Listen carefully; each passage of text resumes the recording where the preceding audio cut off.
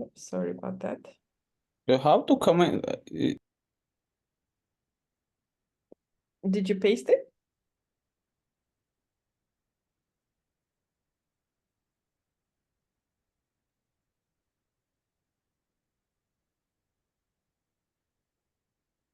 Just copy paste and comment it out. Mm-hmm. Oh, Dawood, I think you muted yourself. Let me unmute you. So sometimes when you're sharing your screen, you can accidentally mute yourself. No, I don't know. I can't copy paste it. I tried to Really? and try to pass it on a it's not Try, working. try and type something there. Is it typing for you? Can you type? Okay. Weird. Oh, Oh, there you go. now it was not typing. Okay, my bad. Of Okay. course it is. Uh, okay. Okay, cool, nice. Okay, so we need to create a function that has one parameter, which is your current age, right? And also this is my trick to find out how old you guys are. And basically with given your current age, we want to calculate the year you were born, okay? So before we start even like thinking about it, so how would you name this function, David? No, my age. I don't know, just age. Okay. So since this function is calculating the year you were born, right? So naming it my age would not be very informative because So, when you look at the name of the function, it should convey exactly what the function is doing for you, right? Because when you are looking at the code base, right, you have, let's say, 40 functions in one file. And each function's name should like clearly tell you what the function is doing so you can, understand whether this is the function that you need, right? So in this case, I want you to like try and think again of how would you name it? calc my age. Is it good? Oh, It's better. It's better. okay. It's better. So does anyone have any suggestions how we can improve it even further? Calculate year of birth. Yeah, something like that. So, or something like calculate birth year. Oh yeah. So you want to limit the use of things like of, in, this like, how do you call those words? Oh gosh. No, not prepositions. Maybe they are prepositions. Oh gosh, I don't remember. So basically, yeah, you want to limit. Предлоги, yeah, right? Предлоги in Russian. Yeah. Does everyone speak Russian here? So because sometimes I translate things into Russian, and if you're not comfortable, we will not do that. So yeah, in Russian it's called предлоги. So you want to limit those, like use them only if it's super necessary. Okay. So calculate birth year, I think would be an optimal name. Like that. And also when you're naming a function, try to use like a verb because a function is performing some kind of action, right? So the name of the function, you ideally want it to start with a verb. So for example, calculate birth year, right? Not just birth year, right? Function birth year. So it's not very clear what it does, but calculate birth year is like more informative, okay? Better. Cool, okay, cool. And this function is going to take one parameter, which is your current age. Type the current age or just Sure, yeah. Or your current age or just age, up to you. okay. Current age. Nice. Okay. Okay. So, how would you calculate your birth year if you have your current age? And that's a question for everyone. Now, do we need to declare the current year? Yeah, I mean, we don't have to declare it, we can just use it. Okay, I see. Are we using if else here? No, no need. No need. Are you guys familiar with if else? Because it wasn't in the curriculum. Oh, no, I'm just asking. Okay. So let's not use it. So yeah, how would you calculate your birth year if you have your current age? If I already have it? Huh? If I already have it? Sorry, one of you. Go ahead. 2024 minus age, current age. Okay, good.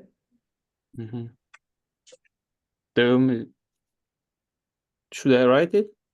Yeah. Yeah, you can return 2024 minus age. 4 minus 26. No, current age. So let's put a pin on what you were trying to do just now. So let's go over it once again. Your function is accepting current age as a parameter. Yeah, right? I got it. So we want this function to calculate not only your age, David, right? But anybody else's birth year, not age. So we want current age to be dynamic. We don't want it to be hard-coded, right? So if we just say minus 26, so it will always return the same number, even if we pass different ages as parameters, right? So we want it to be dynamic. Yeah, I got it. I just, when you say, guys, the current age, I confusing and putting my age, so I understand everything. So yeah, Nice. Okay, so let's test it. Let's call this function.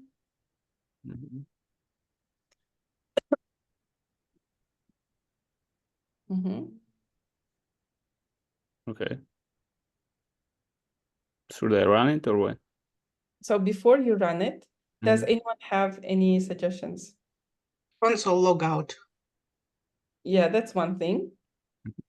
Anything else?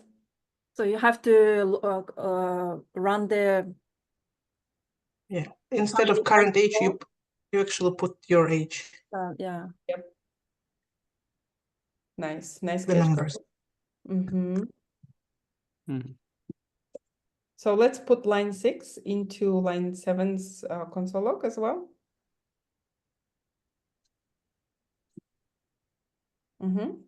Otherwise, we will not be able to see the result on the console.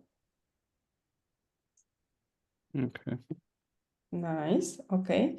And like the girls just mentioned, instead of the current age, we need to pass your actual age, right? So argument. He has to pass the argument, right? Exactly. Yeah, that's the difference between parameters and arguments.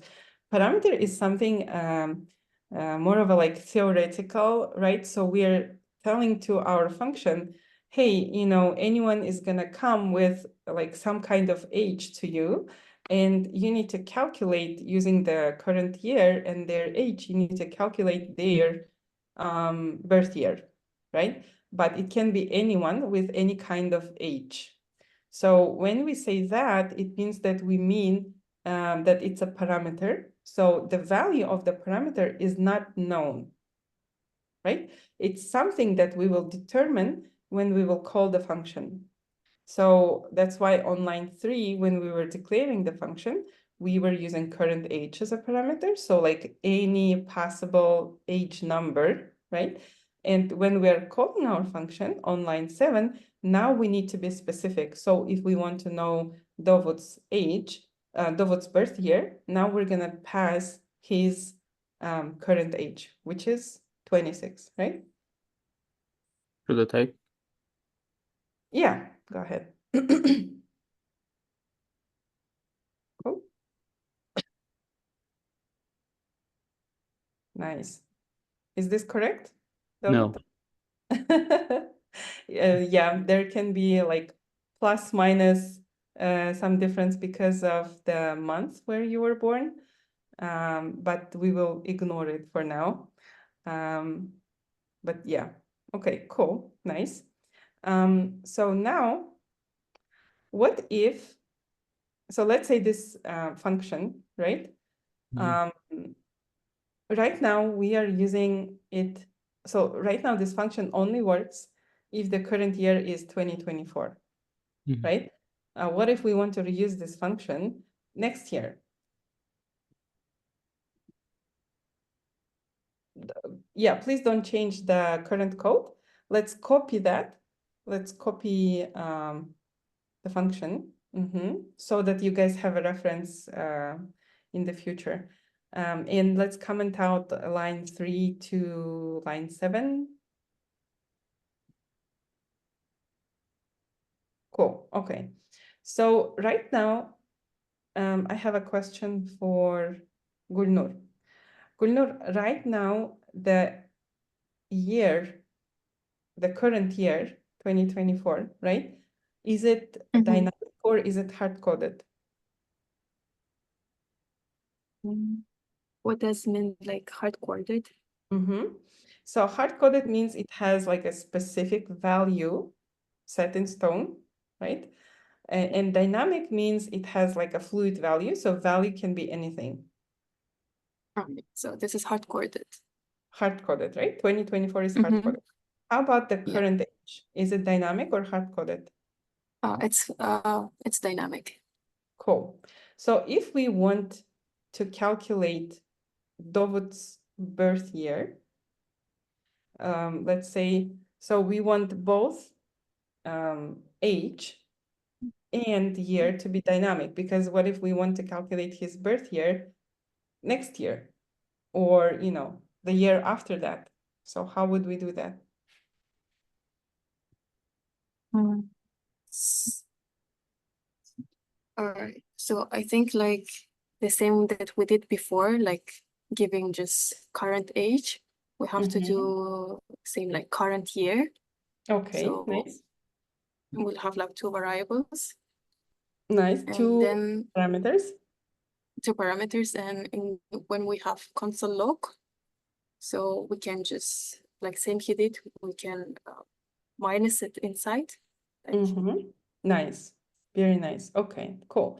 Yeah, because imagine you need to get like a birth year of your patients, but this year you have like some amount of patients, and next year you have new patients who are registering, right? And you need to get their approximate birth year, right? So then we cannot calculate their birth year just subtracting it their age from 2024, right? Next year it will have to change. So okay, so let's do that. Dovud, let's introduce one more parameter.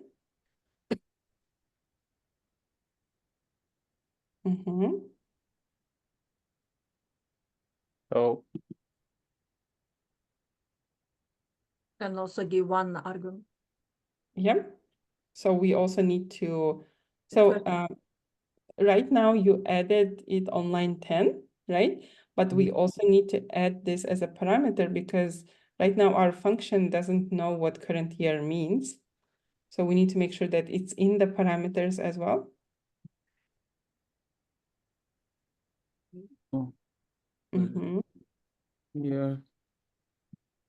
Nice. Okay, now let's call this function.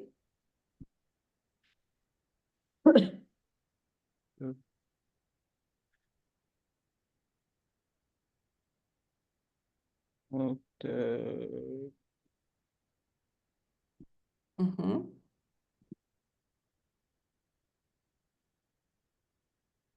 want to change something here? The arguments? Yeah, we can try 2025. And so let's say, and age, let's do 32. So then we will know approximate birth year of the person. All right. Good, good. Okay, so do you guys have any questions?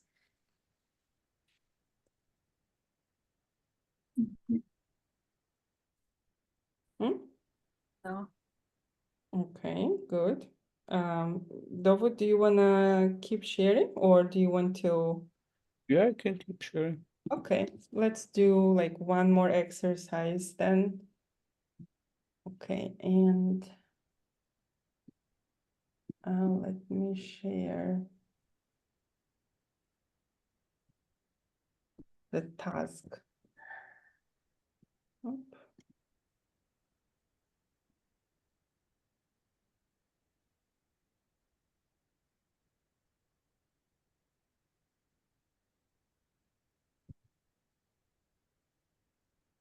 Okay.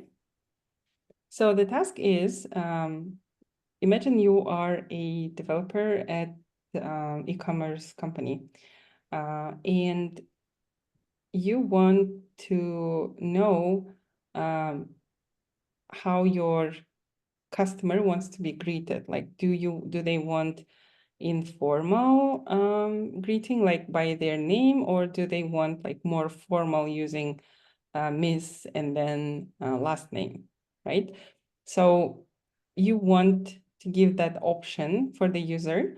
So your task is to create a function that basically takes their user's first name and last name as a parameter, and the output will be like I have shared. So you will welcome them and ask them how they want to be addressed, basically. Mhm. Mm-hmm.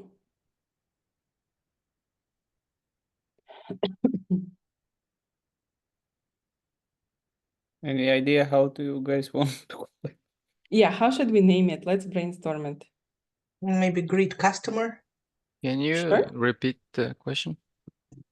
Oh, I just shared it. Oh, it's in the Oh, the so person sorry, that Dawood- sorry. So Dawood is wondering how we should name the function. Welcome customer. Welcoming customer. Or... Mm-hmm. I think greet customer sounds good. Yeah, Mhm. let's And do it's taking two parameters, the first name and the last name, right? exactly. Okay. So the name, first name and the last name? Exactly. Mm.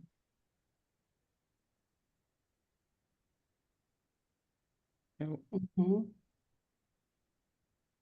Oh, I think you have a typo on line 18. It's greet with double E, not great. Oh, great. Yeah. I told you guys a great customer. Sorry for the confusion. Okay. So, oh, do you Mhm. want me the, okay. This one? So that should be the output, right?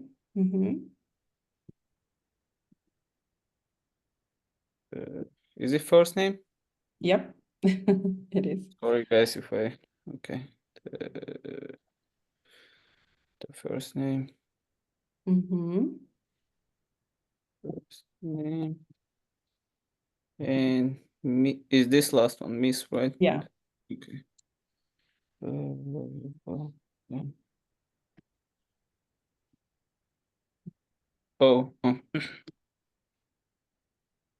last name. Nice. Okay. Okay, so let's greet someone. Let's greet, let's see who we have here. Let's greet Janar, since it's an e-commerce for women. Then maybe not Miss, but MS. Okay, so we're gonna have a lot of variations once we know detailed statements, okay? For now, Oh. sorry. Okay. And R, Mhm. And the Jenna, last what's your last name? Vishnaliva. Okay, and quickly, what's your social security number? We really if need you it for don't, this exercise. if you don't mind, can I put the just B? Yeah, you can just be. Okay. And do you want Or me to change the Miss too? it doesn't matter. It's Have nice to feel younger. Yeah, I remember when someone called me Ece for the first time. So Ece is like auntie Mhm. in Kyrgyzstan. That was a huge blow. Honestly, it was traumatic experience. I still remember that. Okay, cool. So let's run it. Nice. Okay. Have you guys ever wondered? So, like, if you want to shorten Miss, that would be MS, right? But if you shorten Mrs., it's like MRS, right? Do you know why we're spelling it like that? MS is when you're not aware whether that lady is married or not, so it's like Right, safer path. right. But do you know why so when we say Mrs., right? Why we say MRS? Why we shorten it like that? Probably it comes from Mr. Yeah, Misters. yeah, exactly. So it's as if you are Mr. with like apostrophe, like you are his now. Belonging. Yeah, yeah. Like American way. So like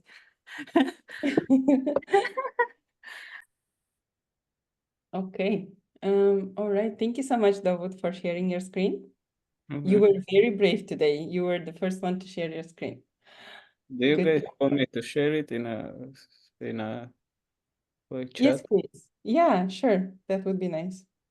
Okay. Thank you so much. Any volunteers for the next set of exercises? I can go. Sure.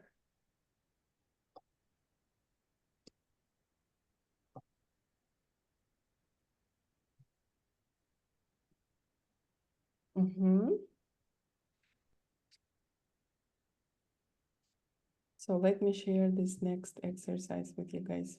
So since we haven't learned a whole bunch in JavaScript, so these exercises are like quite simple, but I try to do my best to find some like more entertaining questions. Yeah, but sorry if it's like a little too easy. I think today we're gonna focus more on like coming up with, function names, determining like which part of your code should be dynamic, that kind of stuff. And next class, we will do something like more fun. Okay, I promise you that. Okay.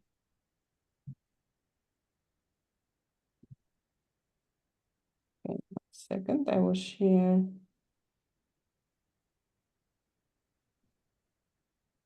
Okay, there we go.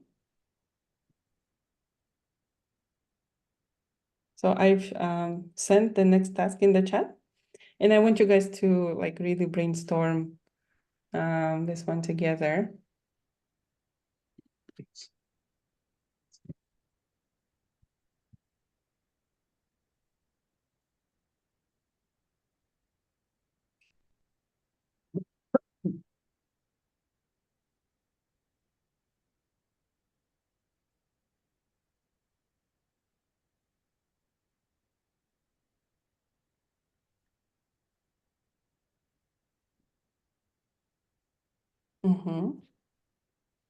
Cool. Okay, so let's say you have 100 minutes as your input, right? Mhm. How many hours and how many minutes is that? That's 1 hour 20 minutes. Oh, 1 hour to 40 minutes. 40 minutes, right? Okay. Yeah. So so how would you calculate it? So yeah, so we right now we just how would you basically write a function that calculates that for you? So I'll Okay. take the minutes divided by 60, Cool. And that and give you, that would give me 1 and something something, 1 point something something. mm-hmm. So do I need to use the modulo here? You can, do you guys know what it is? Does everyone know? Math. We actually, Tahir slightly covered it. Cool. Okay. So let's start by just calculating. First, let's calculate the amount of hours. Mhm. So,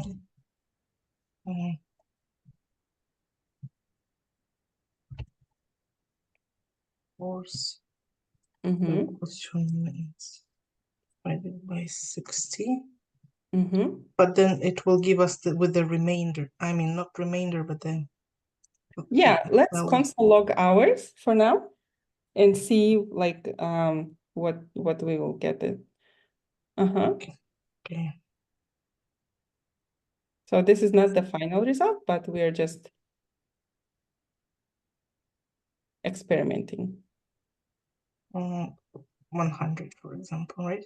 Mhm. Yeah, and let's do that on the next line because it's Oh, yeah. hurting my eyes. Okay, nice.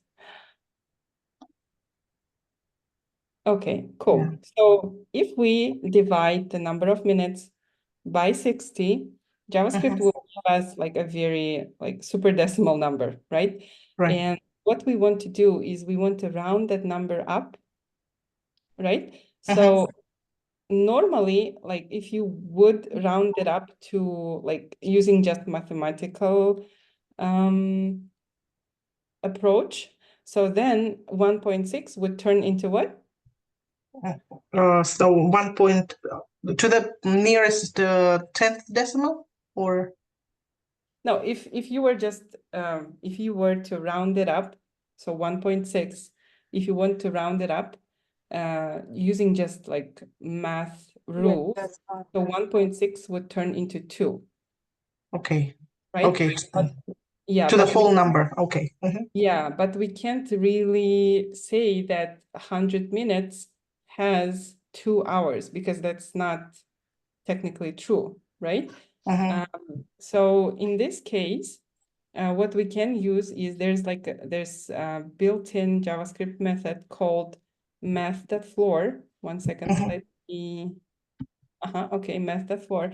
So that will also round your number, but it will ignore like the This decimal, one. and it will just take the whole number before that. So basically, even if it's like 1.99999, right? It will, right now, I sounded like an angry German. So if it's like 1.999, then it will still round it up to 1, basically. So it will take the smaller number, okay? Okay. So right now we're gonna get 1. Let's run it. Yeah. Cool. Okay. So how do we deal with the rest of it? So now we know that 100 minutes is 1 hour, right? How do we know how many minutes we have remaining? Then maybe I should, instead of const, maybe I should give the let to this and then reassign the new value with the math floor. And then maybe can I just quickly show what it might be Sure, a go little bit new would be this, then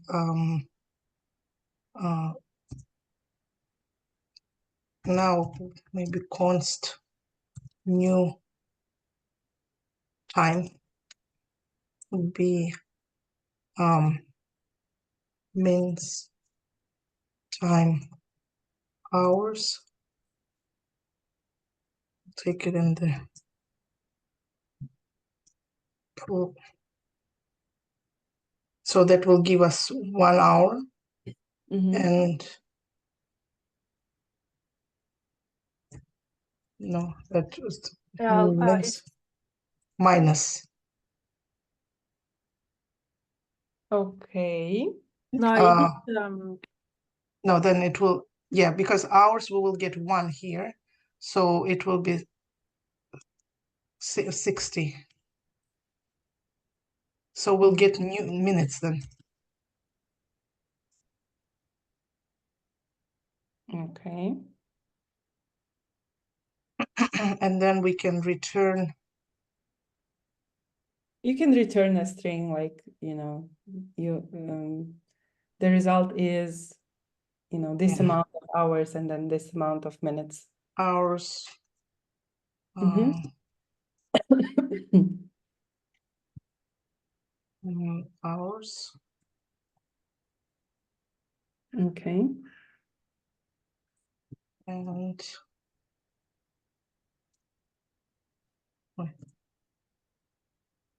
$1 now. Minutes.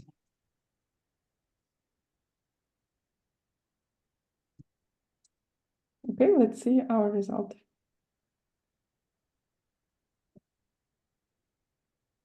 Very Yes. nice. Okay. I do have just one suggestion for you here. 1 second, let me request control.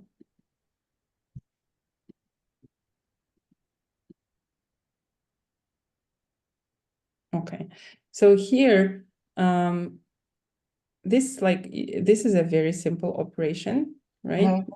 And you don't need to split them into 2 lines. So what we can do is we can just say method for hours, method for, and then you can pass minutes divided by 60, right? Oh yeah. So that's just a bit more precise. And if it was like a larger operation, then maybe it would make sense to do it. But in this case, let's just keep it like in 1 line. Yeah, other than that, and here, I guess we don't really need parentheses since the multiplication will be done first anyway. So yeah. Yeah, good, very good. Do you guys have any questions here? no. Nice. Okay, let's do a couple of more with you, Janar.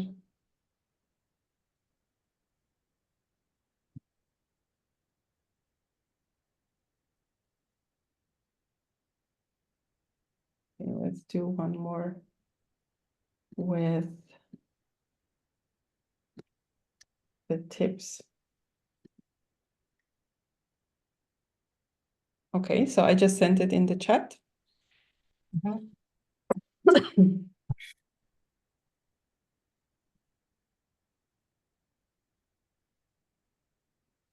Creating a program for restaurant, create a function called calculate bill that takes the total amount and percentage of the tip as parameters and returns the total amount including the tip. Okay.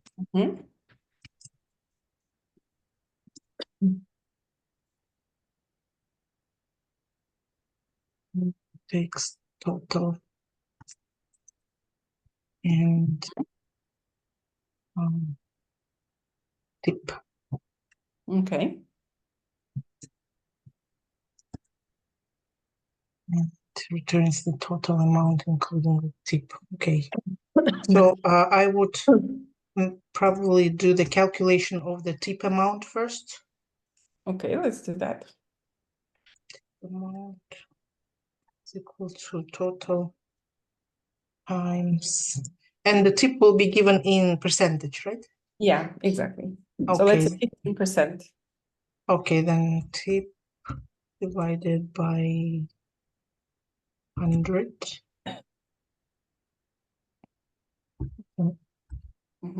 And then most, maybe that's just, I'll just write, okay, total bill here.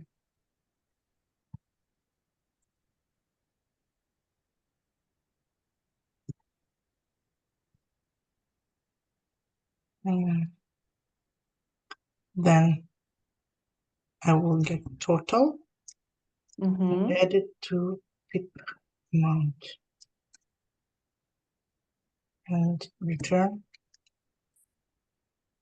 to pip.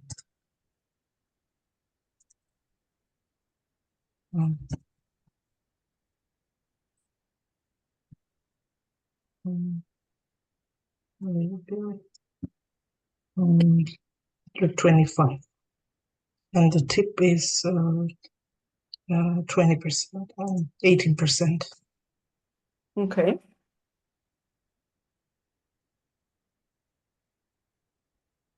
Nice. That seems to be right? Mm-hmm. Yep, that looks about correct. Cool. Do you guys have any questions here?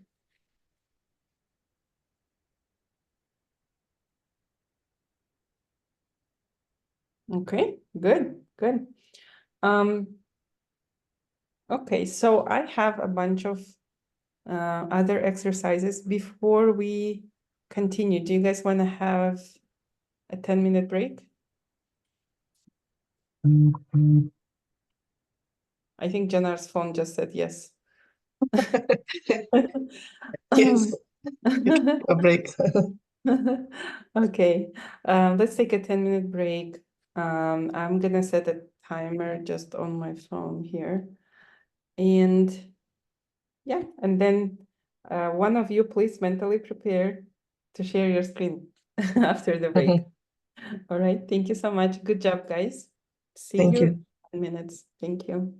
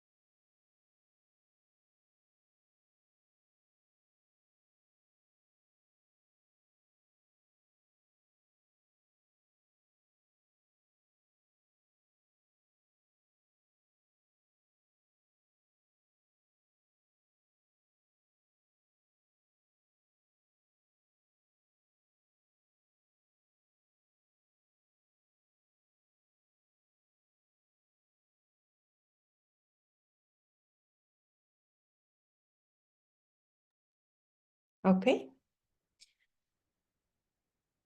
Are you guys back with me? Yes, I'm here. Okay, Janar is here. How about others? I'm here. Good. Sultan, Timur, Maksat, are you there? Aziza? Yeah, we are here. Yeah, Yeah. yes. Here, Nice. here. Okay, nice to hear your voices. So, let's see. I want to hear from Maksat. Do you want to share your screen next? Sure, 1 second. Mm-hmm.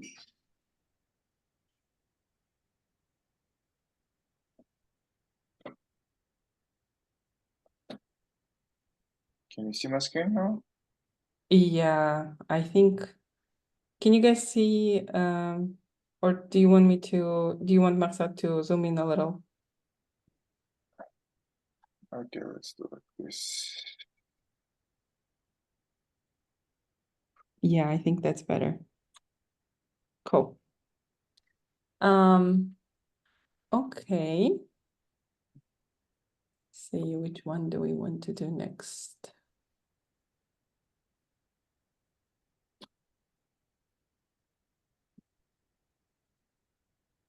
Okay, so I have one.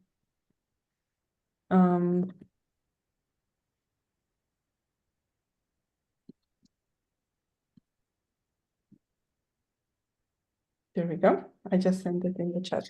Okay. Find a total distance covered with a given fuel. Mm-hmm. Write a function that calculate the total distance a vehicle can travel with a given amount of fuel based on its miles per gallon. Okay. Mm-hmm. So let's say we're Let's go. developing an application that will help us plan our trips, right? And we want to know how far we can get with, the given amount of fuel that we have in our car that has like a specific miles per gallon number.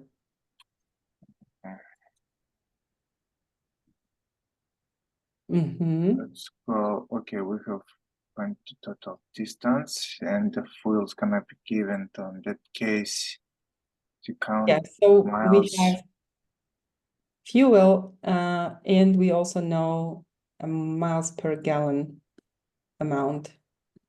Oh, we So- know the miles per gallon. Okay. Yeah, we have two parameters Okay. basically. So to count the MPG miles per gallon, we have to count the gallon then. What's that? One time, I'm just thinking. I just need more time to think. Sure, take your time. And everyone can contribute. So you guys are. Can I try to do by myself first? 1 second. Mm-hmm. I'll find the total distance covered. Give her a QLE MPG. And the fuel. Oh, okay. It's gonna be the. Oh. Then I just need the fuel. For example, multiple just MPG. Yeah.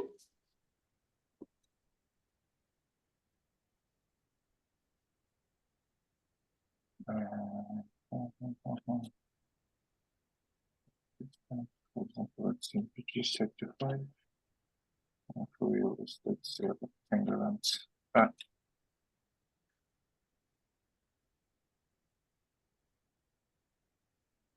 To 5. 250 miles. Nice. Okay, good. Let's Can I take. try one more time? Sure. Another one? Because Sure.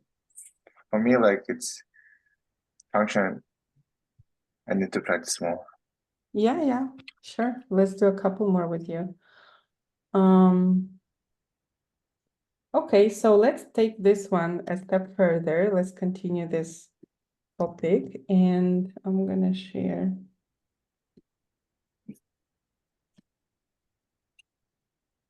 There you go. Estimate fuel cost for the trip. Write a function that estimates the total cost of fuel for the trip. Mm-hmm. It checks the trip distance, the vehicle's fuel efficiency, PG, and the current price of fuel per gallon as parameters. Okay, so we have several parameters. First one is fuel per gallon, price, Mm-hmm. Fuel price. That's right. MPG, Mm-hmm. and distance, right?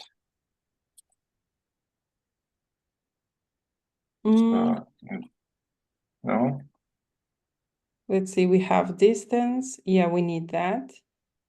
Hold on, let me take a look at this task again. So we have, so we need to calculate the estimated fuel cost, right? So our function should estimate the total cost of fuel for the trip. So it takes the trip distance, MPG, and current price of fuel as parameters. So 3 parameters. The rest we'll have to figure out. So you said fuel price and trip distance, right? Distance, yeah, MPG, distance, and yes. current price of fuel per gallon. So price, Oh, MPG, yeah. distance, but we don't know how much of like total fuel we're gonna spend. So we'll have to Okay. figure that out as well. So, for example, to calculate this, for example, we know the price. I guess I will distance divided by MPG. Okay, and that will give us what? It will give us how many gallon will be needed for the, Exactly. Okay, cool. and then after that, I will multiply just for the price. Mm-hmm.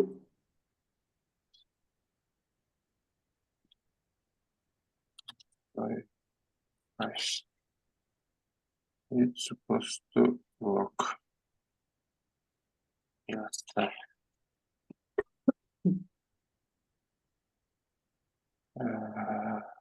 Yeah, and let's give our function a different name. Let's see. Yeah. Okay. I think we could say something like, wait. Maybe calculate fuel cost. So yeah, that would be Mm. better. Can you just do full cost? If you want, yeah.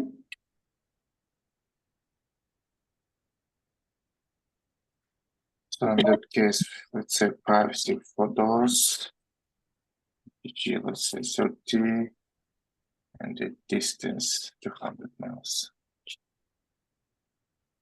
Up. Mhm. Your this is a bit small. Yeah, there's problem. Mm-hmm. Nice catch. So 26 full Nice. cost gonna be.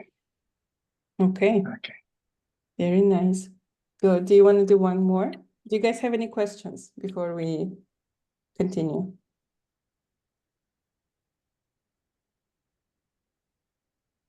Okay, cool. I said it doesn't matter how we put the parameters, right? In which order. No, no, as long as you have all of your parameters, the order doesn't matter. Okay. You mean here? Here is important, right? Yeah, there is important. Yeah, of course. Arguments Yeah. should have the same order as parameters. But when you are creating a function and listing the parameters, their order doesn't matter. Okay. All right.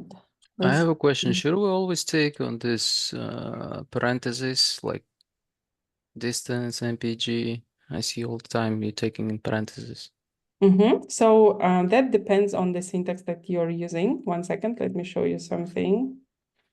Even sometimes when I do like different parentheses, I don't know, the JavaScript put it itself the way he likes. I mean, that's what I notice. Yeah. So if you're creating a function using function keyword, so in this case, you always need to put parentheses around your parameters. So if you're using function keyword. However, if you're using ES6 function, so let's say, I don't know, calculate something, right? And then you have only one parameter, let's say price, right? So then in this case, you don't need to wrap it into parentheses because it's just one parameter. But if you have two or more, then you will need parentheses here around them. No, I actually meant like this parenthesis. Which one? In some formulas, the JavaScript Oh, put I the see. parenthesis itself, even if I put it in a different spot. Let's say I put it here, or I don't put them. When I don't put them, it doesn't use. But let's say I put it here, he can move it here. I mean, that's the way he likes, right? Or You mean if we wrap it? If we're strictly talking about mathematical calculations, do you mean like parentheses in mathematical calculations or parentheses? yes. Okay, so then in this case, for example, we don't need Matter, that. yeah. Yeah, because it's gonna follow the like regular mathematical logic when it's calculating any kind of like expression, right? However, basically the rules are just like in math. So if we had, for example, distance plus MPG times price, then we would need to wrap a distance plus MPG into parentheses and then leave the price multiplication out of it, right? Maybe, I don't know, maybe maybe your code editor was trying to add parentheses here after the return statement. Could this be the case? Because sometimes JavaScript does it so that if you have like a return statement on the next line, it will wrap it so that it knows that there is something that it needs to return. Okay. Maybe that's why it's inserting it. Okay, Yeah, that's just formatting. He just formatted that way, right? Yeah, exactly. So usually like a code formatter would do that for you because they think that your return statement should be wrapped in parentheses, and you do need to do that in a case where your return statement is like on the next line, not on the same line as your return keyword. So in that case, if you put parentheses, basically you're telling to JavaScript that, hey, even though you don't see anything to return here, there is something on the next line. So it will check here. So sometimes code editors will wrap your return statement into parentheses if they're like, yeah. Okay, so I understand with the one parenthesis, but some formulas have so many parentheses. So how should I manipulate with that parenthesis? It's like I have two parentheses, so this two parentheses has to be under one parenthesis altogether, and then another one, or how it works? So if it's just like a mathematical thing, Yeah. then you want to follow regular mathematical rules. So like how would you normally write it on the desk? So this is how you write it in the code. Does that make sense? Yeah, but on top of that, that's what I'm saying. JavaScript creates more parentheses, so I didn't understand how many parentheses for each. So usually JavaScript would not normally add any parentheses to like mathematical expression. However, the code editor will add parentheses for like a return statement. So let's say if we had I don't know, something like, Ah, okay. So return statement has to be in those parentheses, right? yeah. So if it's adding, it's usually adding for like a return statement or something. Or if you had like a one line of a function and you didn't have those parentheses before. So for example, you would say something like, so this function would return price, right? So this is a one line. But then code editor will, or let's say this, okay, so let's say this function is returning this, right? So then sometimes code editor will add like parentheses here. It will move it to the next line like that. And then it may even add like a return statement with like another set of parentheses, basically. It may do that. It depends on, Okay, so now I understand. So basically the return, like by itself, by default, is under parentheses, right?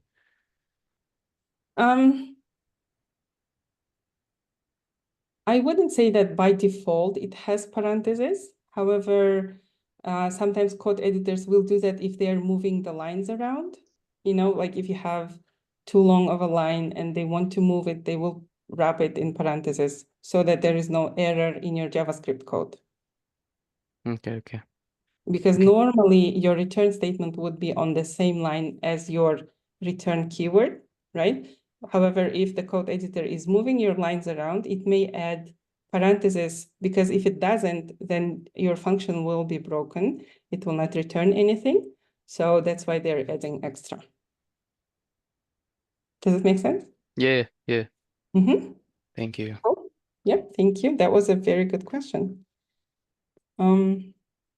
Anything else, guys? Feel free to ask, since this is an extra class, so we can discuss anything.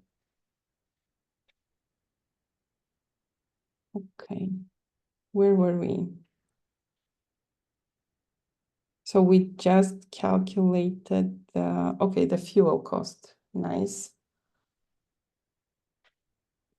Maksat, are you okay? Do you want to do a couple of more?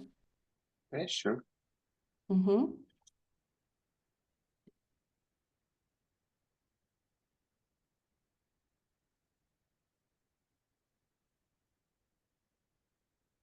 Okay, let's do this one.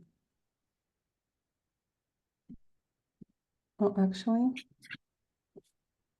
let's do this one first.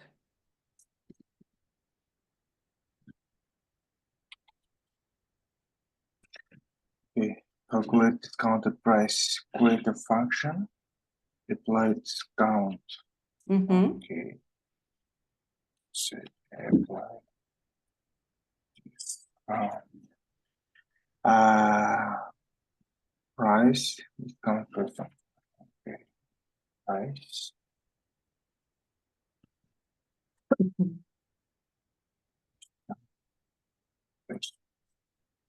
Mm-hmm. That calculates the final price after applying a discount percentage. Okay, first we have to calculate the discount percent. I can do it. Mm-hmm. Take your time. Calculate discount percent, which is like the price. I want a percentage like this price plus. In the last cohort, we had an accountant. She was a former accountant. Oh, I think it was the one, and wait, I think it was not in the last one, but the one before. And whenever we had questions such as this one, she would just crack them like in her head in like 1 second. She was really good.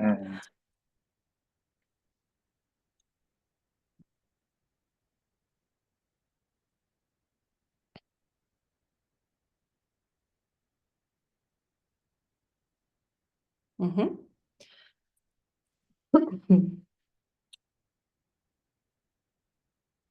Oh no, wait! I have to minus. Mm-hmm.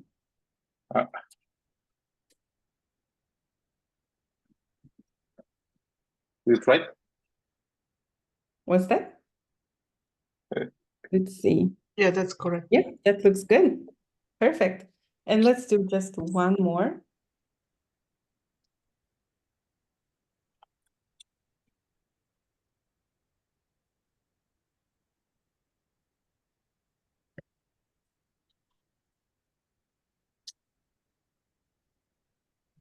Final price with tax and discount. I can function calculate final price. Maksat probably went to Turkish school, Turkish, let's say. Oh, no, not really. Okay, final price. With tax and discount. Okay, when you put final price.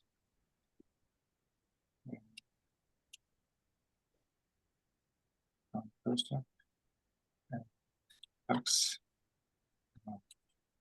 Mm-hmm.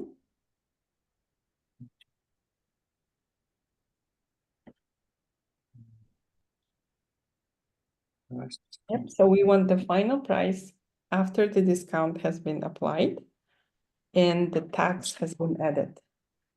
That calculates final price after applying a discount and then adding tax.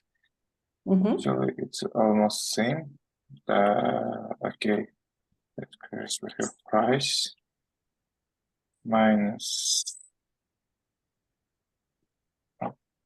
price multiply 1% divided by store and then plus tax amount, right? The tax we're counting from the buyer From the discounted price. price. From discount price? Yeah. Okay. From discounted So now we price. have the discounted price and we want to calculate the tax on that new price and then give us the total. Okay, let's do that. This const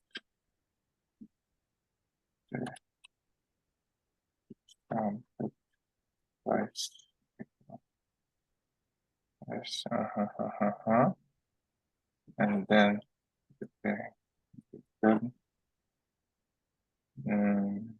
discounted price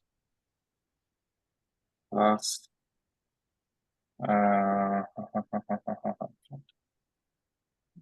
case what we use. Can we do like this? Discount price.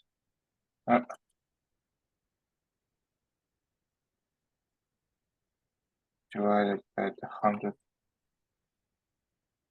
But we don't need this one, right? We didn't use this one. Yeah, it's going to be in percentage. Do I have to calculate the tax percent separately and then use like discount price? You can, yeah. I remember like this will be tax percent, for example. Discount and do like this. But this one option was better.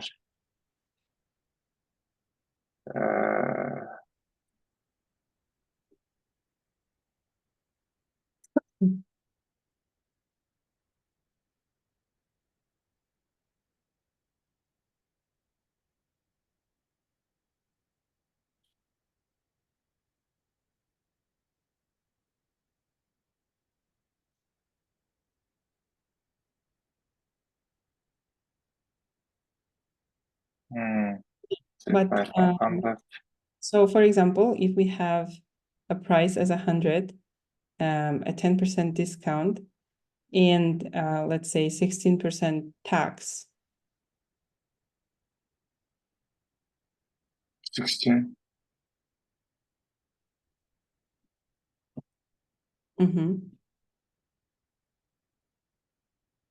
So then what do you expect the output to be?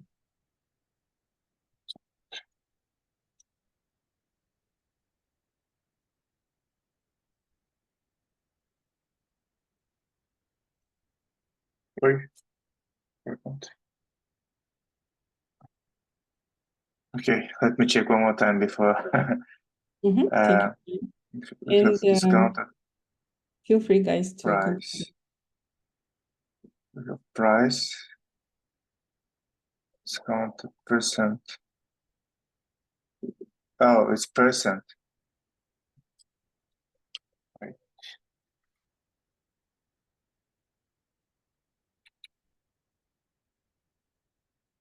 Oh, wait. I need percent already. Let's see.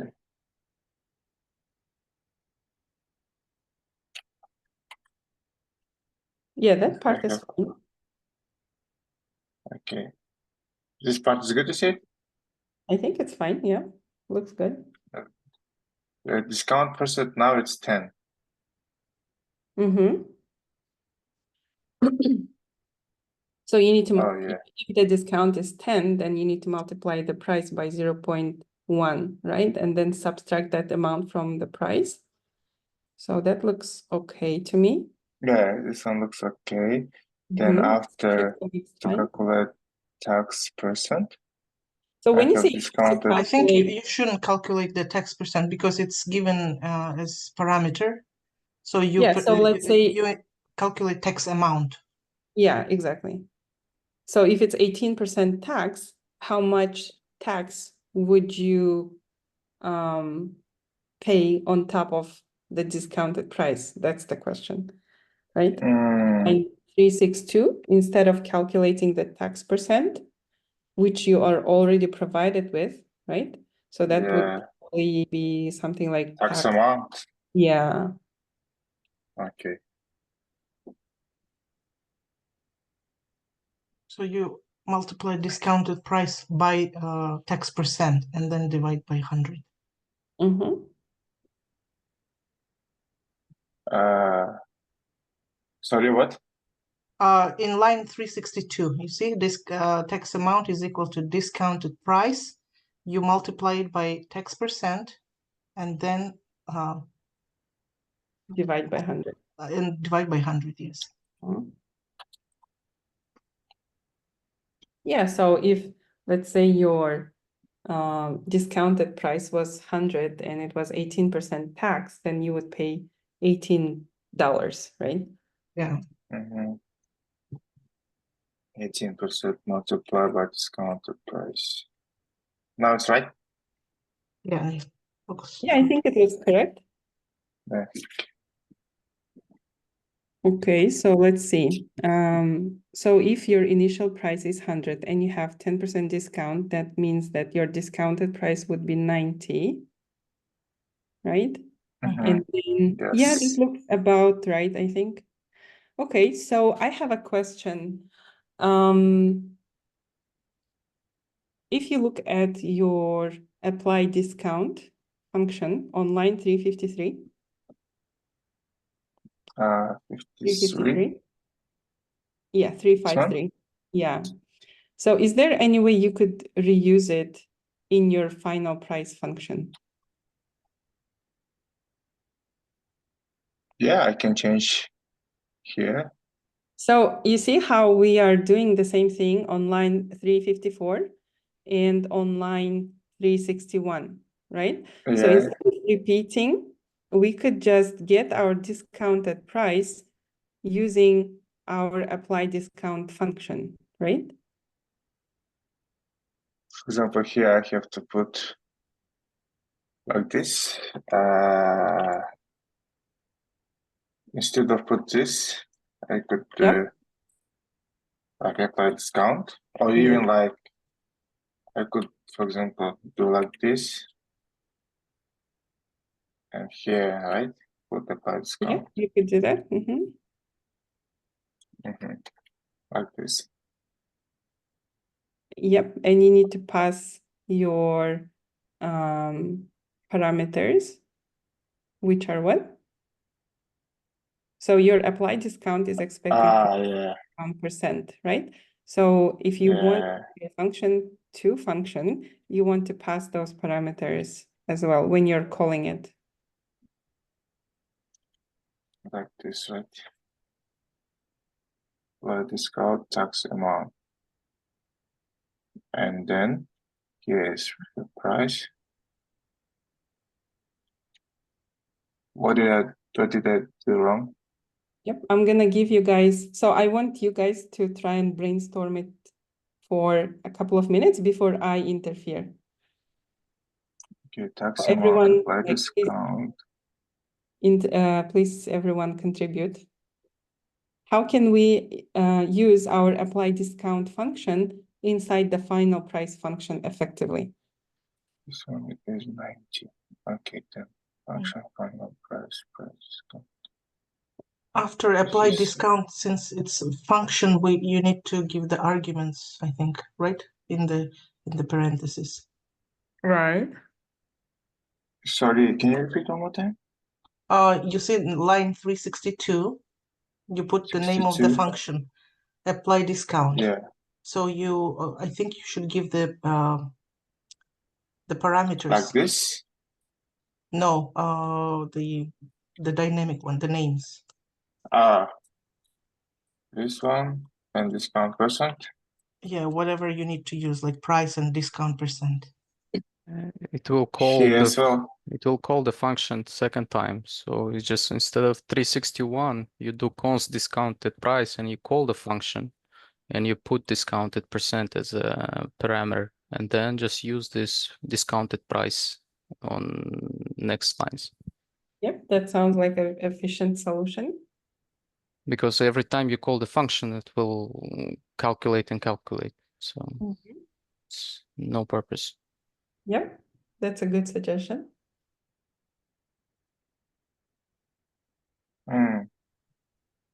So what One more Timur is time, please. So What you're changed? returning tax amount, and no,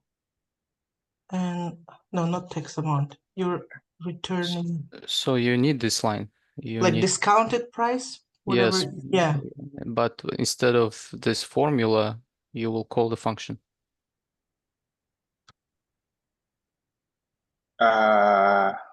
Just here. Yeah, I need to call the function, this one. Should yeah, I add the parameters as well? yes. Yeah, And like you this. And discount. And instead of putting everything here, I will just put discount price, right? yes. Mm-hmm. Yeah, it's discount price. Yep. Yeah. Mm-hmm. Are we getting the same output? Yeah, Good. the same. Yeah. Oh, Good. Very nice. So why are we concerned about how many times we want to call this function? We don't want to have repetition. Right. Yeah, and it's about performance, right? I mean, it's a very small function. Of course, like that would take a fraction of a millisecond probably for JavaScript to process it, but still we are always thinking about efficiency, right? In this case, like it doesn't really make sense for us to call the same function twice to get exactly the same output. So the more efficient way is to call it once, store the output, and then just use that output variable elsewhere in our code, right? That's a more efficient way. So that's why we're doing it. That's a really nice catch. Good job, Timur. Okay. Do you guys have any questions about this final price function and what we did there? I just didn't understand the one thing. For example, what I did before, like this, it Right. also work, but Yeah. the question is, why that? Oh, sorry. Why that? Like this one also work, but why it's Yeah. better to put, for example, like this? So your way, Maqsad, would bring exactly the same result, right? So you're absolutely correct. Your result would be correct. However, calling the same function twice doesn't seem like a very efficient use of your performance. Because let's say this function, so right now it's like a short and sweet function, but however, it can be like a much longer, more complex function that may take some time for JavaScript to process, right? So then you are, so let's say apply discount. So theoretically, let's say it's taking 1 second to process, right? If you call it twice, it means that your whole final price function will take at least 2 seconds to bring you the result, right? If you call apply discount function twice, because each time you call it, it will take some time for JavaScript to process this function, to calculate everything, right? However, if you do it only once, so let's say apply discount takes 1 second to process. So if you call it once, you are increasing your performance to like, basically you're enhancing your performance, right? Because if you call apply discount twice, it will take twice as much time for your whole function to be processed. Does that make sense? But in that case, we used our function twice, right? Here one time and here one time. So on line 353, we created that function. So we declared that function. We are not calling it yet, right? So just because you created the function doesn't mean that it will immediately run. It will run only when you call it. So in this case, you are calling it on Here, line. right? Yeah, but there we were just testing it. So right now we're not counting that one.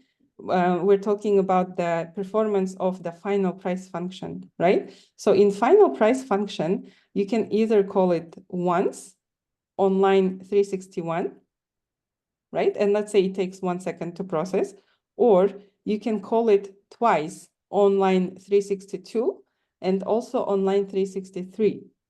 So that will take Oh, twice this as is, much time. so we are saying the calling when then, what does the calling mean? Like, this one is calling? Yeah. So imagine, so let's say if I want to call you, I call you by your name. I say Maksat, right? So it means that I want you to do something. So the same with functions. When you call a function, it's like calling a person. So you call it by its name. So in this case, apply discount is the name of the function, right? So we're calling it. And we are passing arguments. Well, in this case, it's whatever the price and the discount percent will be. So whenever you call a function, it means that whatever code inside that function is like whatever code exists inside that function will take some time to be processed. Okay, and give you like some Maybe, kind of result. so in that case, it would be better just to use this one, like this. I mean, performance-wise, it doesn't matter because both of those operations take exactly the same time to be calculated, right? However, the like motto in development is to not repeat yourself, right? DRY, do not repeat yourself. So in this case, we can, of course, write this formula from scratch, and that would be just as efficient as using apply discount function time-wise. However, since you already have a function that is performing that operation, so in that case, it's better to use that function. Because what if, so right now the operation of calculating the discount on line 354 is just one line, right? So it's very easy to rewrite it and use it as it is. But of course, like in real life, that's not the case, right? So you may have a function that will have like, I don't know, 15, 20 lines of code, that will give you some kind of result, right? So in this case, you don't want to repeat those 15 lines of code every time you need to get that result. Instead, you want to use that function that already is created to bring you like a specific result that you're looking for. Does that make sense? Yeah.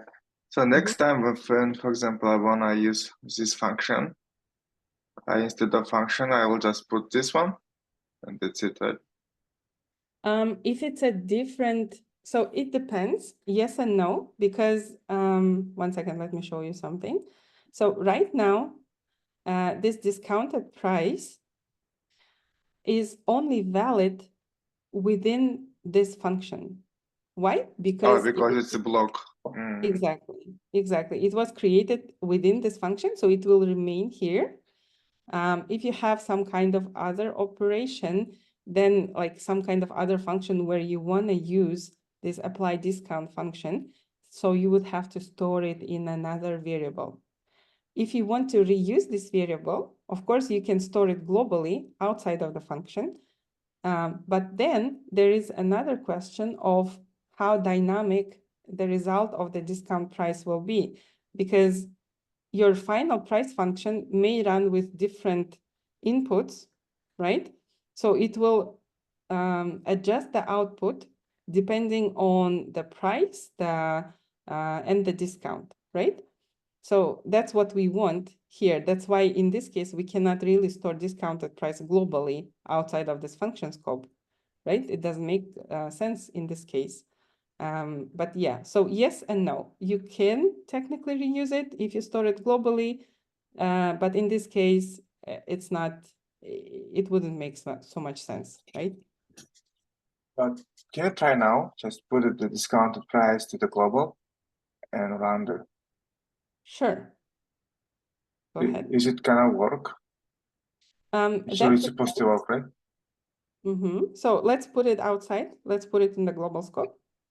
Okay, let me try. Okay, so now there is another issue with the price and the It's not discount. defined. Yeah, so basically JavaScript is now complaining because it doesn't know what price is, because before this price was used inside this function scope, so it knew that the price is actually this parameter, right? And the discount percent is this parameter. You know what I mean? So in this case, if you want to put it outside, you probably want to pass other, I don't know, some kind of other argument. So let's say a price is 100 and the discount percent is 10, right? So then, of course, you could use discounted price inside the final price function, because discounted price has a global scope right now. So you can use it inside the function. But it will not be dynamic anymore, because no matter what you pass here, you can pass 200 with 30%, right? But the output will not change because your discounted price is now hard-coded. Does that make sense? Yeah, and if, for example, you want to run this code, you also again have to change here 200, 330. Exactly. Yeah. Exactly. And every time. Yeah, that's why if you wanted to work efficiently for us, we want to keep it within this function scope. Okay. Okay.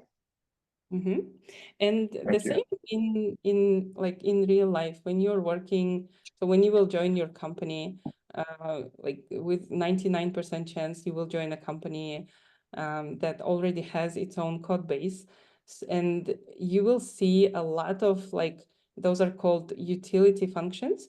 So a lot of functions that were created to make your life easier.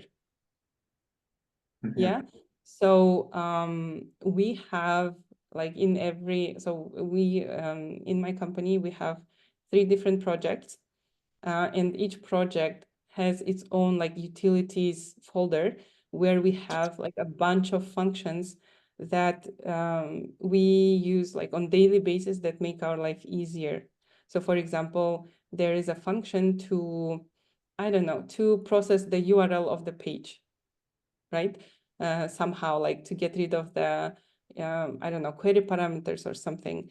So we have this kind of function, or we have functions to, for example, make, so when you fetch, okay, let's not go there. Let's not go there. But basically, yeah, whenever you will join, when you will join your company, you will find a lot of utility functions that are there to process some basic stuff, some like cover your basic needs. They are there for a reason. So make sure that you know, use them, and make sure that now, while we are still in the very beginning of JavaScript, you understand the concept of reusability of functions, right? Because function is a reusable block of code. We create them once so that whenever a specific action needs to be performed, we don't have to write it from scratch, but we can just reuse that function, right? And not, you know, not worry about the implementation of like specific functionality, because we already created a function for it. Okay, Okay. cool. Good, very nice. Thank you so much, Thank Maksar. you.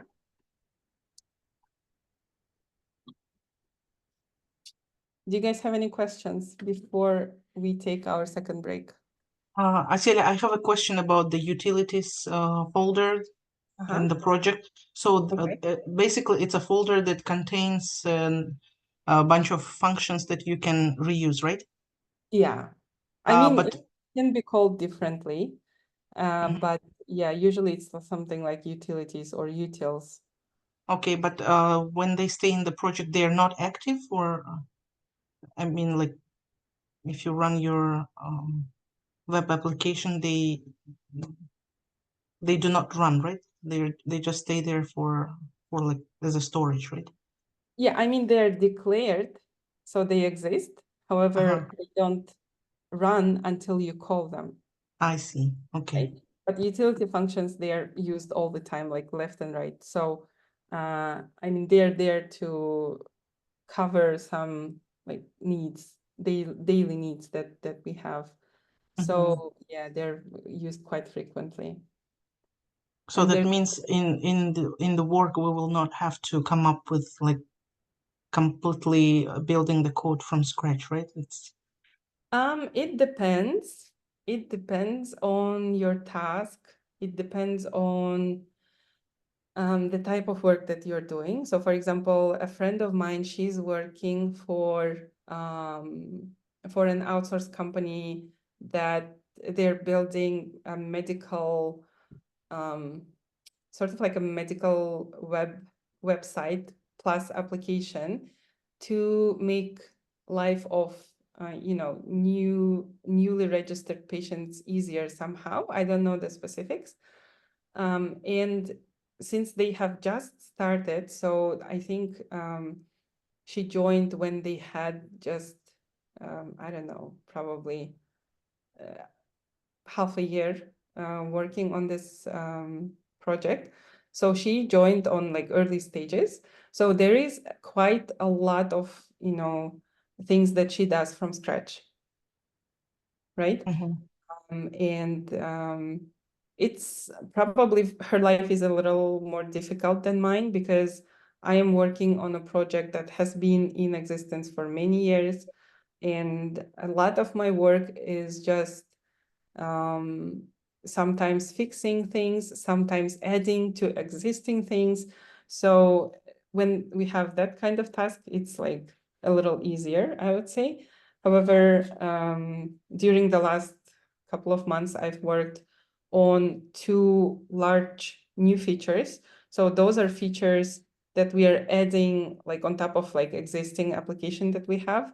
So in that case, yes, I did write a lot of things from scratch, because it was a totally new feature that, you know, we don't have anything similar in our application. So I had to come up with the logic and everything from scratch.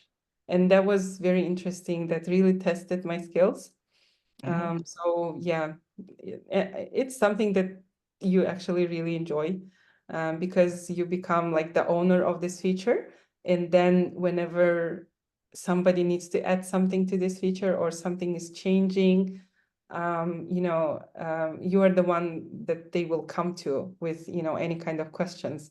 So for example, one of the features that I developed a couple of months ago, recently, there was an issue with that feature. And when they initially approached me with this issue, I thought, okay, so this seems like a huge problem because it's not supposed to function in this way. So I got really nervous.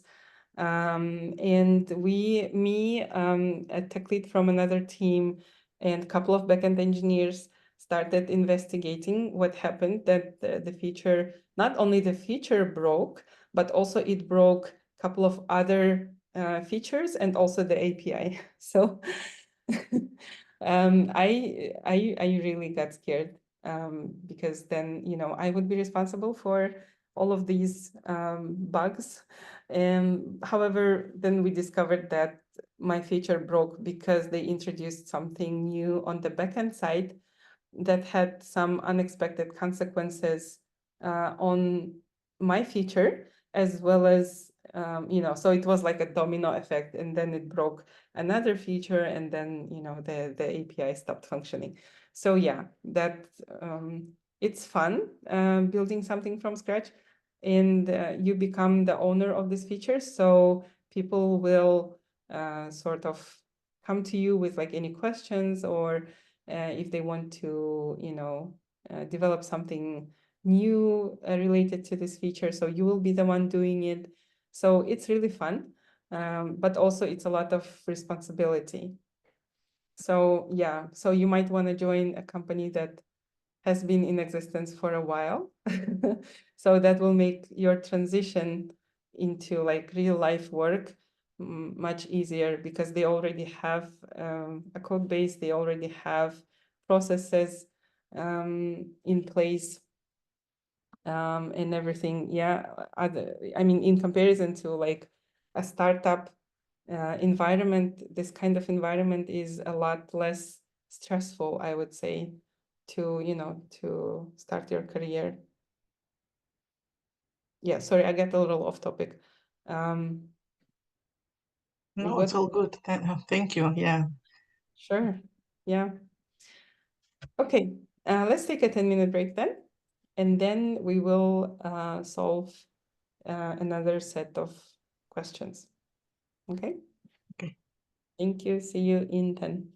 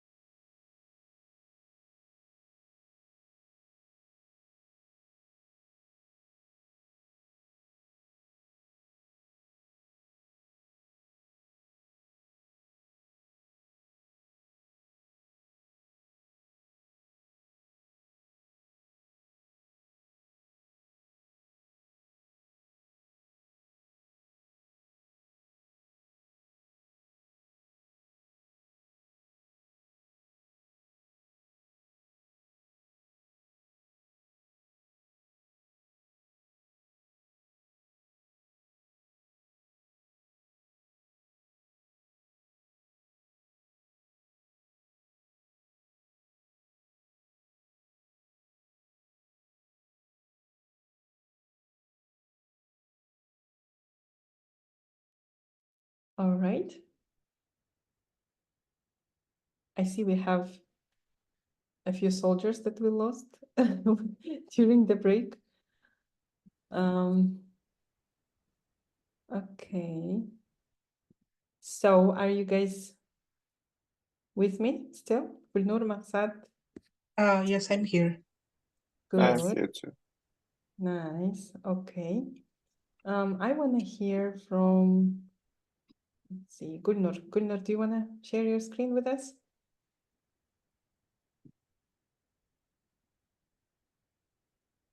No? Gulnur, are you there? Oh, yeah, I'm here. So I didn't hear. Yes. Okay. All right. Yeah, I'm a and little bit behind, so bear with me. you're fine. Don't worry. Alright. So, and by the way, guys, like be mentally prepared to share your screen a lot. Because yeah, that's gonna happen a lot during the learning process and at work as well. It can happen quite frequently, especially if you're working together with someone. So if you're doing like pair coding. So, and during the interviews, you will do that. So you have to like overcome that fear of sharing the screen. I don't know about you, but I always perform worse when I'm sharing my screen. It kind of like has some kind of, I don't know, mental effect, I guess. So the more you practice sharing it during the class, the better. Okay, you will be like more resilient, more immune. All right. Okay, Gulnur, what do I have for you today? Oh, let's do this one. Okay, so imagine that you are working for a donut shop. Do you guys like donuts? Yeah. Okay. In Poland, we have this, the day it's called Tłusty Czwartek, which literally means Fat Thursday, during which you must eat as many donuts as you can, and they believe that it will bring you luck. So I don't know, for me, like, I guess every Thursday is Fat Thursday because I really love donuts from the local shop. Okay, so 1 second, let me share this one.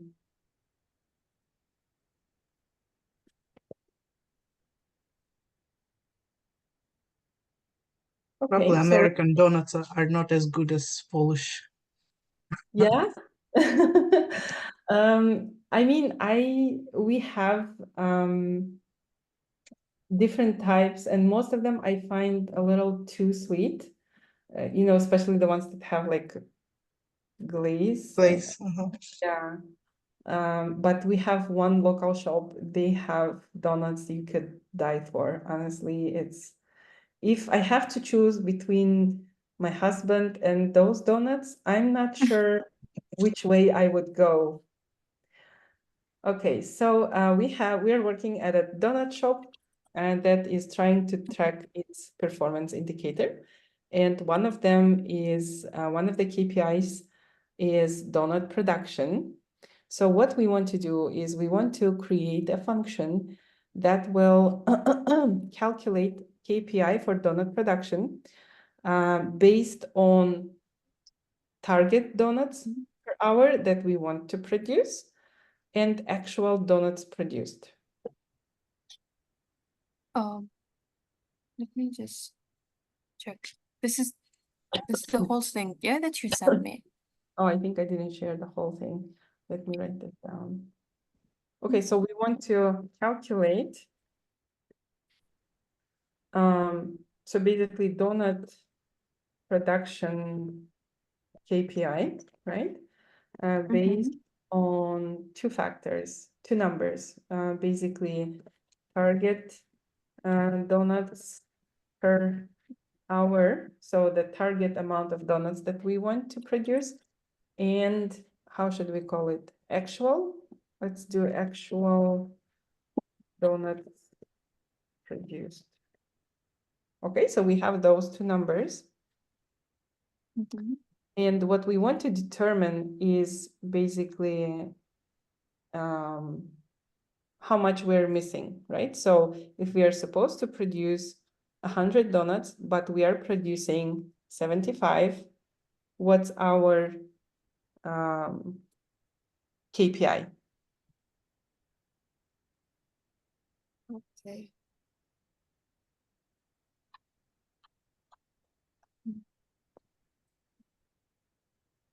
So I want everyone to brainstorm it together. And I'm not going to interfere for a few minutes. So I want you guys to like try and solve it as a group.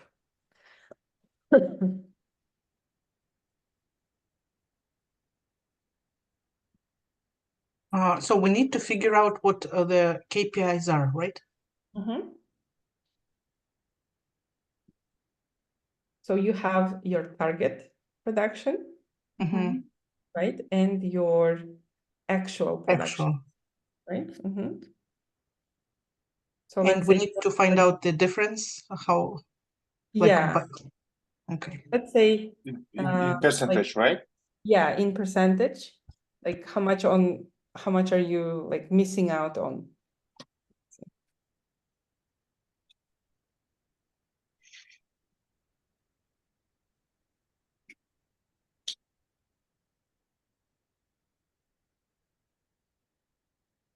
Maybe not how, because if you're missing out, that's not exactly KPI. How much of it you're actually producing? Yeah, that is probably like a better question. How much the quantity, you mean? Yeah, but in percentage, I guess. Yeah, in percentage. Is that correct to understand? For example, the target value was like 100 donuts per hour, but you produce like 90 donuts per hour, then your KPI gonna be 90%. Yeah, I I understand. think that would be the correct KPI. This If is I what you remember- want, right? This is what you want, right? This is a task because I didn't understand what they want from me. Yeah, Okay. sorry. Yeah. So it's basically the percentage, what's like quality good donut and overall, right? Yeah, so like how much of the target you're actually hitting. Does that make sense? So if you're supposed to produce 100 donuts, like if your target is 100 donuts, but you're producing 60 donuts, how much of like a target, which is 100%, you are able to deliver? So in this case, if you are aiming for 100 donuts, but you're only producing 60, you're hitting like 60% of your target. Okay, so as a parameter, we give target donuts per hour. So let's say it's 100, it's a target, but actually 60, so it's low, right? Yeah, And we need to find out the key performance, which is yeah. 60. okay. Which in this case would be 60%, right? Yeah. KPI is Okay. 60. So now you just need to put it in like a dynamic formula.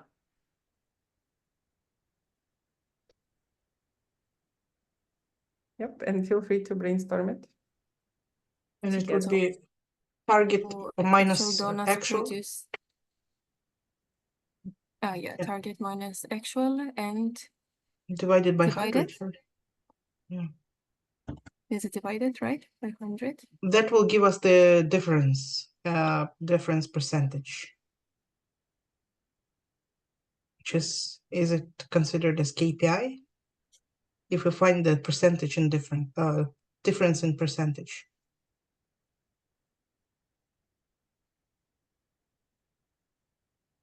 Think about it. So, So just in case I send you the formula how to calculate the KPI to the chat, this maybe might help you. It's just like the general formula to calculate the KPI. Actual value divided by target value and by 100. Oh, okay. So we have to target donuts divided by actual donuts and multiplied by 100, right? Do Okay. I understand correctly? Yeah, let's try that and see. Okay. I have a little bit problem with the writing. So Uh-huh. here I will put like the return, right? Or I Yeah. need to put const. Okay, so our return is target donuts.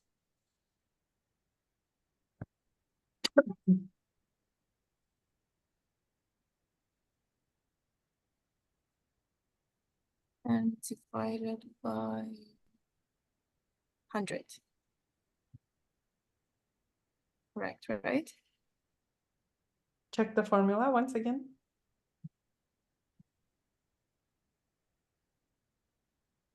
Should I put it in the brackets? Actual value, okay.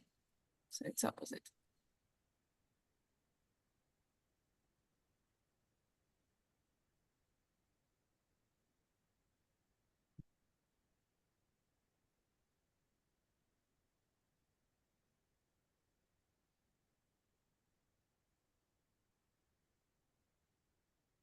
And it's So you see just- how, if you look Mhm. at your line 59, you see how one of Mhm. your parameters is lighting up, so target donuts per hour, right? And the other one is like grayish. It means that you're not using it anywhere in your function.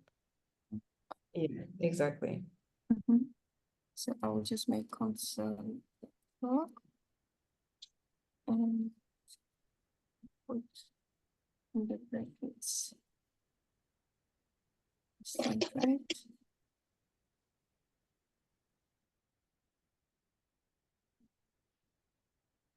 Example. So let's say target is 100 and actual is 60.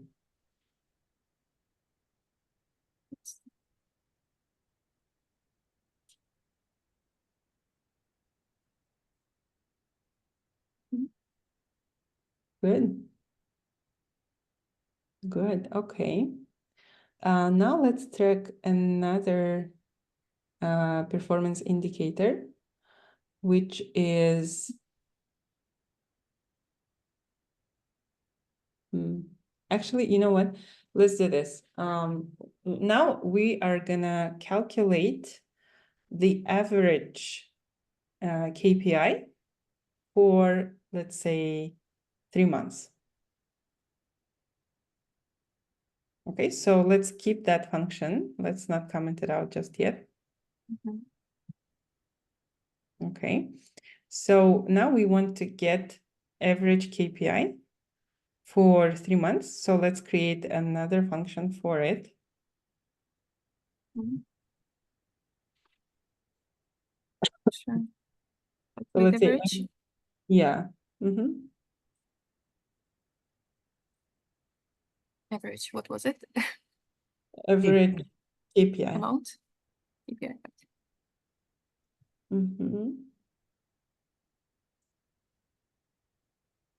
So we can. I'm not sure about the parameters. Let's skip that for now. Okay. So you just leave it empty.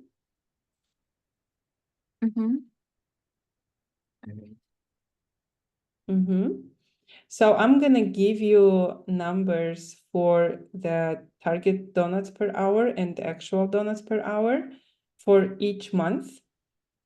Okay, so let's say, 1 second.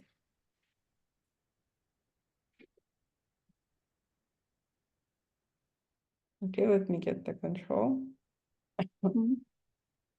So for the first month, the actual donuts, target donuts, let's say, was 100, right?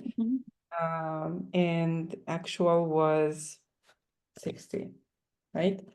For the second month, the target was let's say 120, and actual was 90.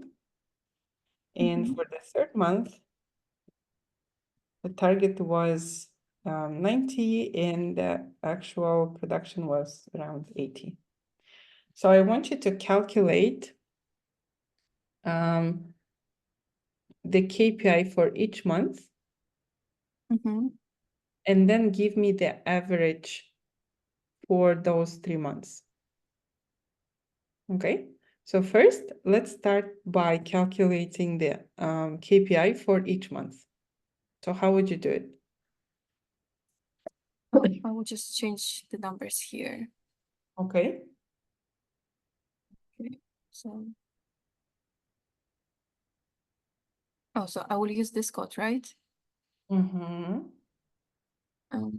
So can I just use return calculate donut production, something like this?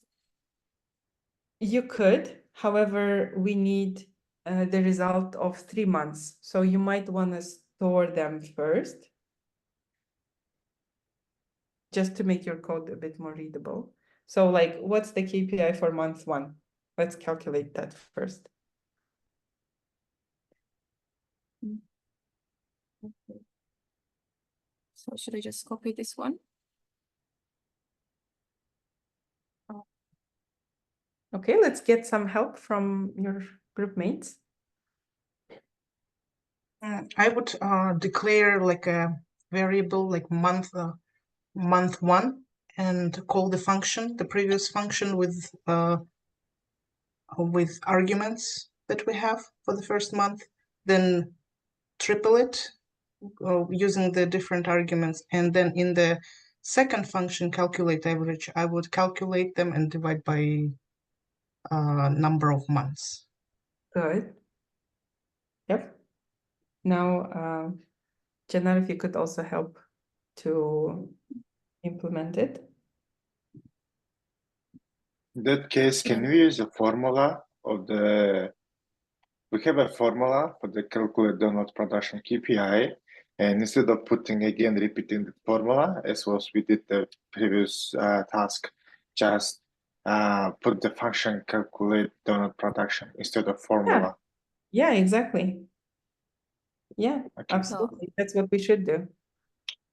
As for the variables, should I use like let, something like this? Good question. Good question. So when do we want to use let and when do we want to use const? And that's a question for everyone. Let Let I is can- when we want to change our variable, const when our variable is fixed. Exactly. So the rule of thumb here is to always use const unless you absolutely have to use let. Okay? Yeah. So if you know for sure that this value will change, right? So then you use let. If you don't know that, you should always use const if you're not planning to change the value, because const is safer than let.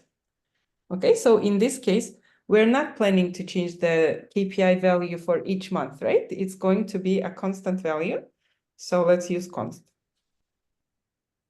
So it was We can say like month. month 1. Yeah. That's equal, right? Okay. Want to Yeah. Call the function. this one, right? Yeah. Reduction. And I make it like this? No, in the parentheses, put the arguments of the first month. Okay. 160. Oh, 160, okay. 60. Okay. So now Repeat. I can just Repeat 2 times, like for month 2 and month 3. Good.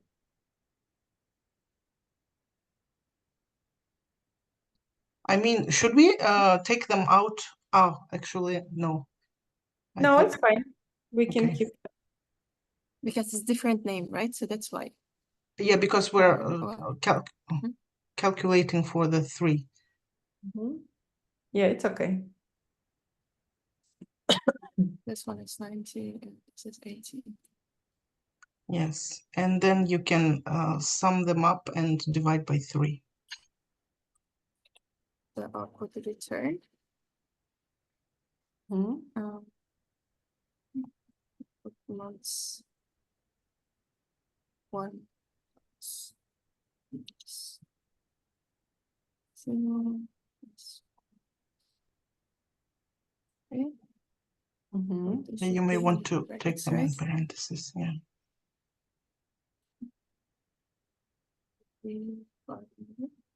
Divide. Should be divided, right? Yeah, Mhm. should be divided by 3.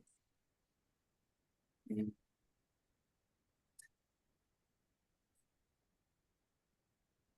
But in that case, we didn't give the parameters for the calculate average KPI, right?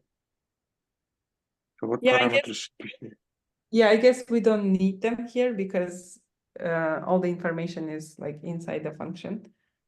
I mean, normally, like when you guys learn about objects and arrays, there would be a parameter, but well, yeah, let's not do that today.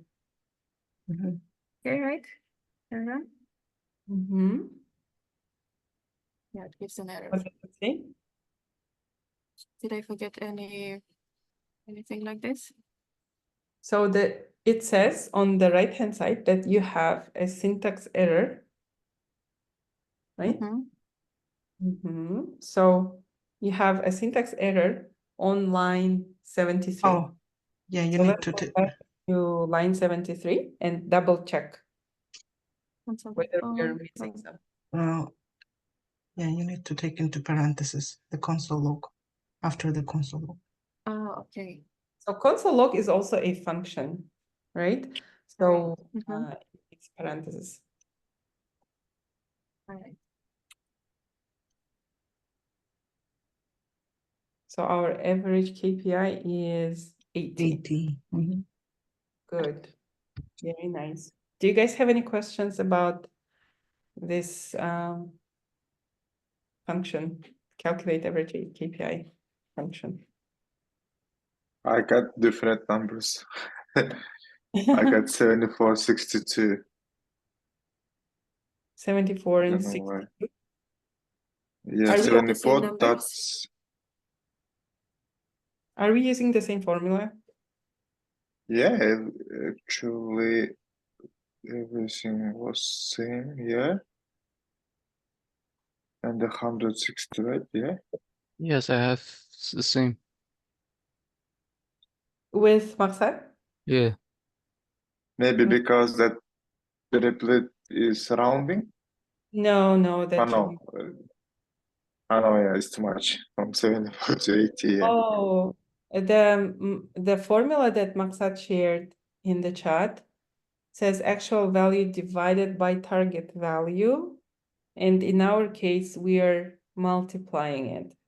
So, okay, so let's use that formula. So on line 60, yeah, divide it and then multiply it by 100. Yeah. All right. Yeah. So now let's check the numbers.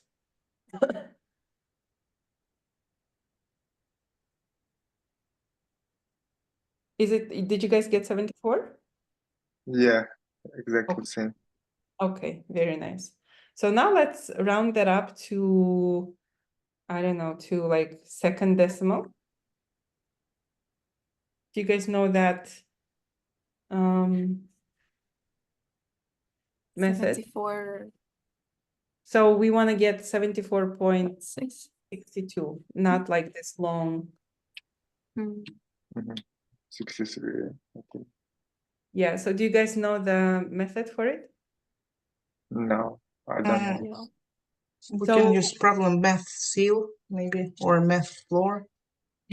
So let's discuss the different methods that JavaScript is offering for us. So we have math.floor. So what does math.floor do? It will always round the number to the smallest possible amount. So for example, if it's 4.99, it will give us 4. Yeah. Okay? Mm. There is math.ceil, which will basically turn your number into the highest possible number. So even if it's like 4.0001, it will turn it into 5. 5. Okay. There's also math.round. So math.round will follow basic mathematical principles. So what's the rule for rounding the numbers? Let's remember. For Anything example, more. Hmm? 4.6 is gonna be a 5. It's 4.4, it's gonna be 4. Yeah, exactly. So anything higher than 4.5, including 4.5, will be turned into 5, right? Anything else, so 4.4 and less, will be turned into 4. So it will follow like basic common sense rounding, right?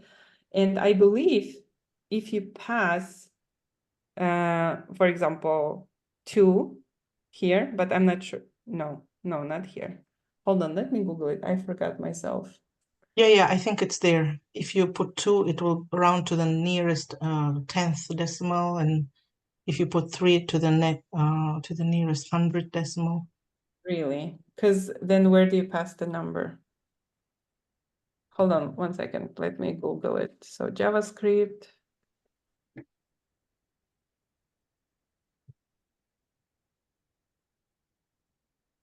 Oh, to fixed. That's to fixed. Oh yeah, to fixed. Another method called to fixed. So I believe in this case, let me comment this out.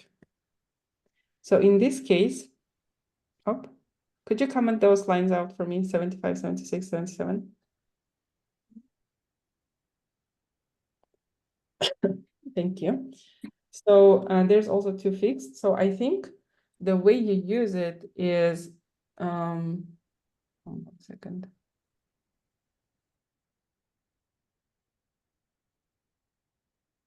Wait, how do you use it? Oh my goodness.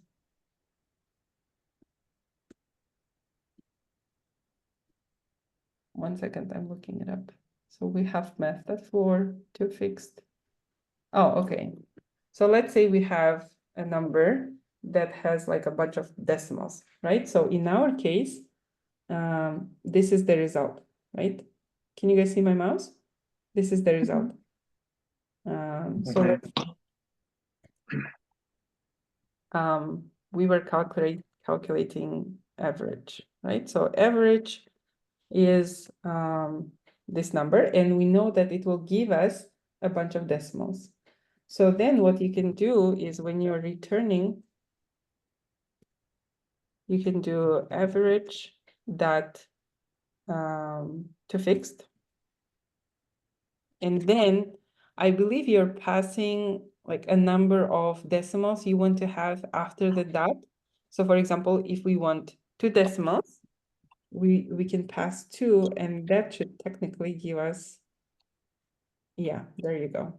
So it will round up the last one, right? So since it's 6 to 9, so it will round up to 3, right?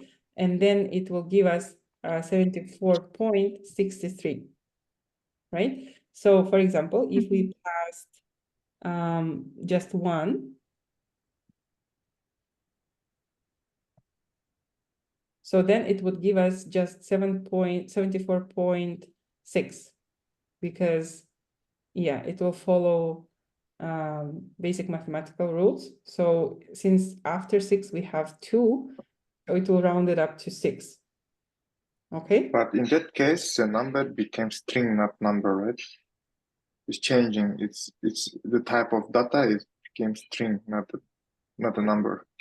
Yeah, could be. Yeah, I even see that it's a different color. So what we can do is we can convert it back to a number. So I mean, if it's necessary, we can say number up. Yeah, and that will become a number again. There we go. Okay. Okay. One more question. So when we did the output, the console.log, and then put the name of the function, calculate average KPI, we also leave the empty parentheses. So Yep. if we will delete that empty parentheses, that our code is gonna work or not? No, because in order to call the function, you need to invoke it. So when I say invoke, I mean you need to open and close parentheses. Otherwise, it will throw us an error. Do you want to try it? So if I delete, oops, sorry. Because in the beginning I did like this, yes, and it didn't work. Yeah, it's gonna throw us, basically it will say, it will console log the function, right? Which is not what we want. So basically we are console logging the function itself without getting the output. And we're not getting the output because we're not calling the function. So in order for function to perform its, whatever like functionality we put inside of it, right? You need to call it, you need to invoke it. So you invoke it by opening and closing parentheses. Does that make sense? In another, yeah, it makes sense. For example, in another option. So when we put, for example, we made it the log average months 1, months 2, months 3 divided by 3. But in that case, can we did another way like console.log, calculate average KPI, and just put to fix it to the average KPI? Yeah, we can do that. Okay. So if we're just returning the average as it is, right? Like before, yeah. Sure, let's return the average. So then when you're calling it, you can do toFixed, and we did 2, right? So let's run it. Yeah. Okay, thank you. Just look into that. Sure, yeah, no problem. Those were really good questions. It's good that you guys are asking those, because a lot of things in the beginning can seem confusing. Yeah, so it's good to experiment. And especially during the extra class, since it's more of a like your time, right, to catch up on things. So it's good that you guys are asking those questions. Anything else?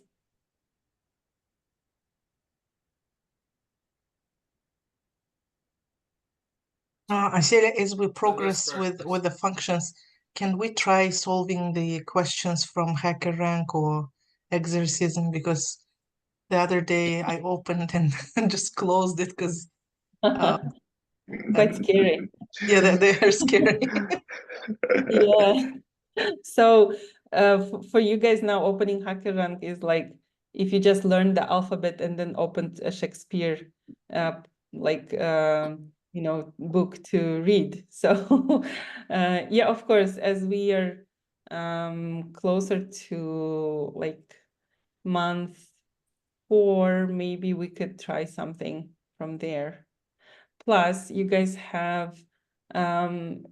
will have data structures and algorithms class, during which basically you will be solving more complex algorithm questions, which is also really fun. Once I got stuck, I was solving an algorithm and I got stuck for 8 hours solving it. And I'm not sure if I solved it at the end of the day. I think I did. But it's like, it's very addictive. Once you start solving, it's like you can't stop. You will just, it's like eating chips. It's so addictive. But yeah, if you want, we can devote some time, maybe in like 4th month, to do that. Because I think they will be asking during interviews, they ask the questions from HackerRank, right? They can. It depends on the company, I guess, on their priorities. Algorithms are very important. They are the building blocks, right? Because you want your candidate to be able to build the logic. However, not all companies do that. Not all companies want you to have like great algorithm skills.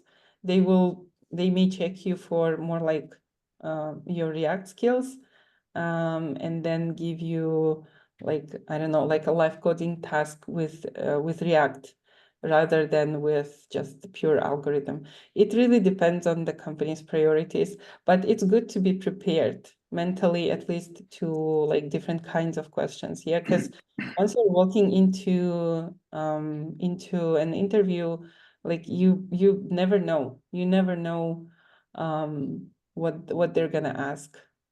And sometimes recruiters will give you a hint.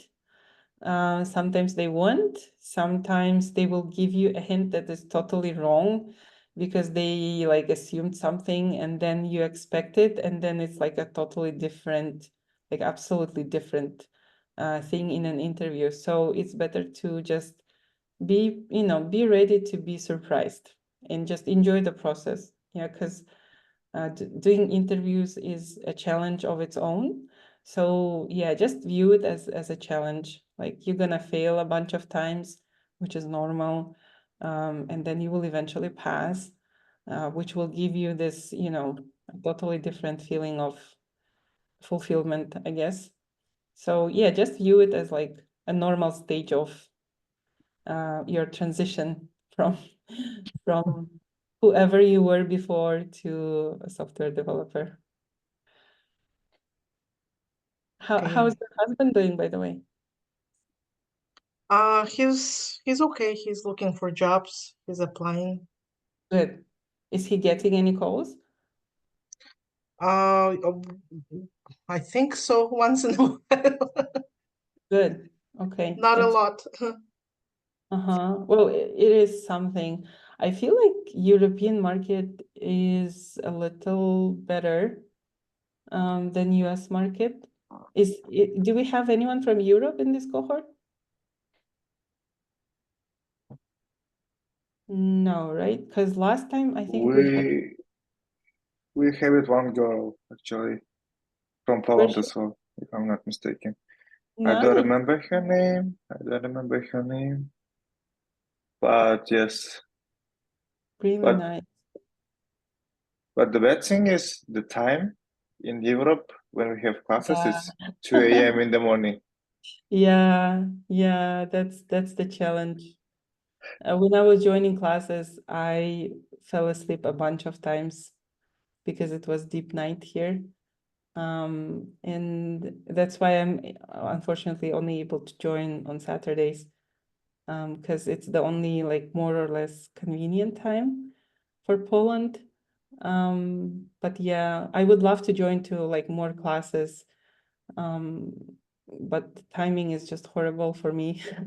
And if I go to class from like 2 a.m. to 5 a.m. and then my work starts at 8, so yeah, I will be cooked. Like my brain will just not function. And on top of that, I work from home, so I'm also managing the household while I'm working. So I have to be like, multitasking all the time. So yeah, I need to be sharp, like very sharp during the day. That's why I cannot join more classes during the week as much as I would like to. But yeah, we have Saturdays still, right? And hopefully you guys will continue joining. Right now, like JavaScript classes, don't take them lightly. They seem very easy in the beginning, but the level of difficulty will rise quickly. Yeah, so you have to like really focus on absorbing the information that we're giving at this point. Oh, Timur, sorry, I just saw your question in the chat. Yeah, sometimes when you guys are sending questions in the chat, I'm not ignoring you. I don't really check the chat very frequently. So yeah, just if you guys see that somebody is asking a question in the chat, just let me know, okay? Because yeah, I can miss like a bunch of messages. So European market is better in which case? What do you mean, Timur? You said the European market is better than US market. In which case you're saying it's better? What the amount of jobs or Yeah. salary? No, not salary, definitely not. US market and Canadian market, I think they're on top of the world in terms of salaries in IT. Well, maybe Australia as well, but yeah, European salaries are much lower. What I mean is, in terms of job opportunities, I think it's a little better. I think if you were applying in Europe, you would get more calls and more opportunities to interview. I mean, that's just my feeling. I don't have any real data, but I do feel like, because I guess European companies in general, they're more conservative about hiring and firing people. I think they didn't suffer that much from like overhire during like COVID, and that's why they didn't suffer as much when when the market started crashing. So I think we do have it a little easier to like find a job in Europe. I mean, it depends, of course. Like I would say Poland, Germany, Austria, Netherlands, they have like they offer more opportunities for people who work in IT. Sweden as well. I guess those are like the most active markets in terms of the, as far as the IT is concerned. Also, I heard a lot of companies after sanctions against Russia, I hear that a lot of companies, they actually moved to either Lithuania. Yeah, but like specific countries, like I think it's Lithuania and Estonia. So like, I guess where they have, I don't know, more. And they hire international people like Yes. working from their country or moving to the physical country like Poland, Germany. So So a lot of them have actually offered the relocation for their current staff in Russia.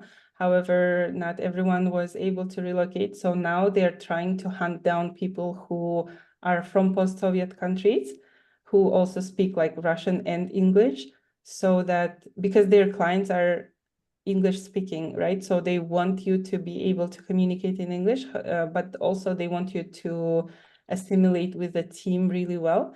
And in order to do that, they want you to be from like former post-Soviet country, so that the cultural fit is better. So they try to hire whoever is living in Europe or Georgia, but they are from like post-Soviet world basically. so they will relocate. I didn't get that part, or not. If you are, I mean, it depends on the company. Some companies, they do offer relocation, but not too many. I would say they will prefer to hire you to like a remote position, and they will prefer to have you where you are, just so that they don't have to invest too much. So they will lower the salary rate. So basically they will pay you whatever the market pays in Yeah, Kyrgyzstan, Kazakhstan. They will pay yeah, you that amount, not yes, relocating you. So if yes, relocating you, they need to give you the whatever Poland, exactly. Germany market price, right? Yeah, and that's Salary. difficult. Okay. So a lot of like Russian companies that moved to Eastern Europe, they will prefer you to stay where you are, and they will just pay you like average salary of your country. But actually, I have a friend who is backend developer, and he is working for, well, he's a senior. He has like 10 years of experience, and he is working for a Russian company that relocated to Estonia, I think. And he is making around $6,000, which is not average senior salary in Kyrgyzstan. I think average senior salary, if you're working in Kyrgyzstan, should be around 4,000 or something. Maybe I'm wrong, but yeah, they're paying him like really well, I think, in Kyrgyz standards especially. In Kyrgyzstan, you mean like in local, they paying 4,000 for senior? I think so. Is No, it? they paying $1,000. No way. No. Are you serious? Yes, like yeah, like Beeline, Megacom, they're paying $1,000 for engineers. Oh goodness. It's like 80,000 soms, 100,000, maybe No, max 120. I guess it's impossible because I was the senior auditor and I was like checking the many companies like the Line, the Megacom, and when I checked the salaries, I had access to all the payroll. That was bigger than mine definitely because I'm as a senior like get more than like 2,000. I'm pretty sure they can get easily like 3,000 even like in the domestic companies.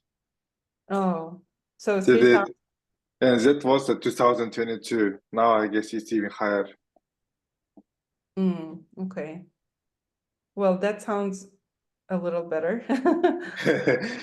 Just Sounds imagine like 1,000, it's like around 900 sums. Oh, like 90,000, it's like not enough for anything.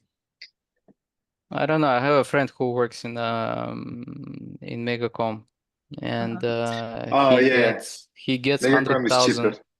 100,000. Agree. He gets 100,000, and he works for a while there. And they Yeah, have yeah, yeah. certain amount of engineers. I don't know. Maybe on papers it's 3,000, 4,000, but physically they do not get that. that's Yeah, Actually. the Megacom is cheaper because it's a government company and they pay less. I compare, I compare to the Beeline and, for example, to the O, they Okay. pay more. Yeah, Megacom is paying less sometimes. Okay. that's Okay. very interesting. Yeah, And wow. that why the European market is better now than USA, for example, is because in USA we have so many competitors like our Chinese brothers, the Indian brothers. They can easily, yes, they can easily like take your place because the opportunities, the job opportunities, there are a lot. For example, when my wife applied for the positions, she applied like within the month around like 1,000 positions. It's a lot. It's a lot, but it's very difficult to even like to call it for the first interview because for the one position, there might be around, I don't know, like definitely more than 600 like applicants. Yeah. That's why it's very difficult to find the job, I guess, because everyone wants to come to USA and work here due to the salary. Yeah, like the Indian guys, the Chinese guys, they just they just control that market now. Actually, a lot of American companies, especially like startup companies, they are preferring now to relocate the jobs to European market. That is why Yeah, they it's booming outsource. in Europe, whereas it's declining in the United States. And for that, there was a solution. I'm by no means a fan of Donald Trump, but in his time, he put the restriction of hiring the international people for American companies like that. So the American companies, even though they really wanted to relocate the jobs, IT jobs, they were restricted to do so. That is why in 2020, like COVID time, the market was really hot in United States. You know what outsource companies are doing now is they're registering a company in US. Yeah. So the company is purchasing services from US company, but all the employees are somewhere like in Uzbekistan. India, mostly India. That is right, but also some companies, well, not some, but a lot of companies also here, they have like a restriction for the information security purposes that the people working for them cannot be outside of United States. Yeah. Yeah, that's true. So I guess like more like startup companies, like the one my friend, like the medical company my friend is working for, they haven't been commercialized yet, so they're just only like raising funds. They are maybe once they're like commercialized and once they actually sell their product, probably for data security purposes, they will not be able to hire people from abroad because it's, you know, it's sensitive data, right? Yeah. It's medical data and it's all the, you know, social security and insurance related stuff. But now, while they're still raising funds, while they're still in the startup stage, basically they hired her outsourced company, and it's a Russian company, but they have registered somewhere in Europe to avoid sanctions. But all of their employees are, in fact, mostly in Russia, also somewhere in Europe, but mostly in Russia. So like people are finding, you know, different creative ways to to Yeah. avoid.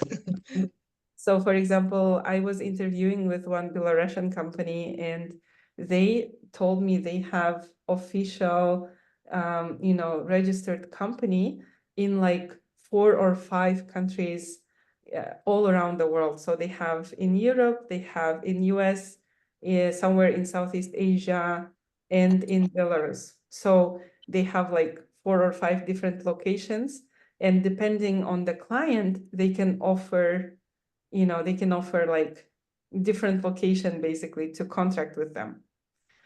So it's interesting how they're handling this, because Belarusia is also somewhat under sanctions. So yeah, and I think yeah, I've also spoke to one company in Uzbekistan. They're doing outsourced work for US and Canada, and they have and it's funny because they have a company registered in US, right? And if you check their company website, you will see like only US faces. So you don't see a lot of Uzbek faces there. And like you will see their CEO is like some kind of American woman. And I'm like, is that a real person? And she's like, yeah, it is a real person. We use her to, you know, we hired her to like talk to customers so they feel comfortable on the initial stage. And then like she will pass it on to us and we will do the work. So basically, yeah, that's what they do. It's very creative. Like Yeah, Indian company. There are a lot of Indian companies that they pretend to be like a truly American. They have like American representative, 1 or 2, and then yeah, the rest of the yeah, team are Indians. yeah, that's crazy. So how much they pay in Uzbekistan for working for Um, an outsourced company? So from what I was able to find out, to like mid-level developers, they pay around 1,500 a month. So that's what their HR told me. So I guess for senior developers, they would pay around 2,500, I guess. So it's even lower than Kyrgyzstan, huh? Yeah, yeah. Okay. I mean, I don't have a lot of data on Kyrgyz market, but I think it's, yeah. I mean, I assume that in Kyrgyzstan they pay better than that, but No, it's about the same like in Uzbekistan, actual salary. Because I have a friend who worked in Kyrgyzstan and he wanted to go to India because in India they pay about $5,000, wow. $5,000 in these outsourcing companies. I mean, it's in the top outsourcing companies like what was the audit company outsourcing? Oh, is that like KPMG or something like that? No, the other one, the British one. Yeah, there's Uh, like 4 of them, right? yes. So the British one, they pay like 450,000 rupees, which is like $5,000. But this is for very good engineer, like senior. For the mid level, it's like 4,000. Even with 3,000, some engineers for start or 2,000 in India, they happy.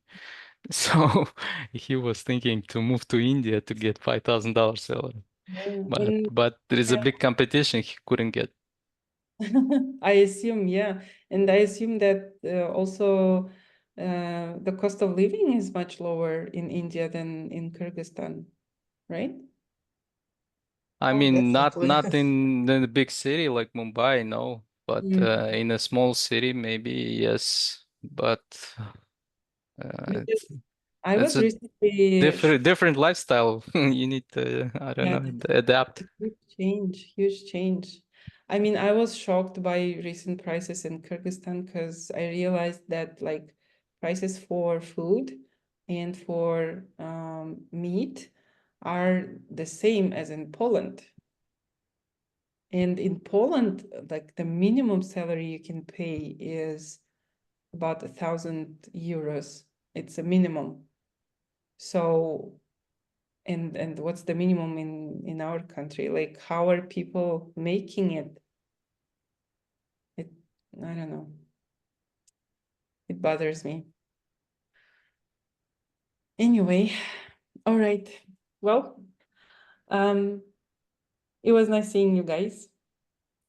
And you guys are doing a great job. I hope we can see each other next Saturday. And I think next Friday I will also join your main class because I need to cover for Mario. So hopefully we will see each other next week on Friday and Saturday. By the way, how many people are joining main classes? Around 10 people. Oh, so almost the same amount as extra class today. Well, it depends. So the interesting thing is that the it's always different people, but the number is around 10. Okay, interesting. All right, so I will be glad to meet the rest of the cohort. All right, thank you guys. Thank you for Thank you joining. so much, Asel. Thank you. Another Thank you, great Celia. class. Thank Thank you. you. Thank you so much. Have a great week ahead of you, and I will see you hopefully on Friday. Yes, see you on Friday. Thank you. Have a good weekend too. Thank you. Okay, Bye. bye-bye. Bye. Bye.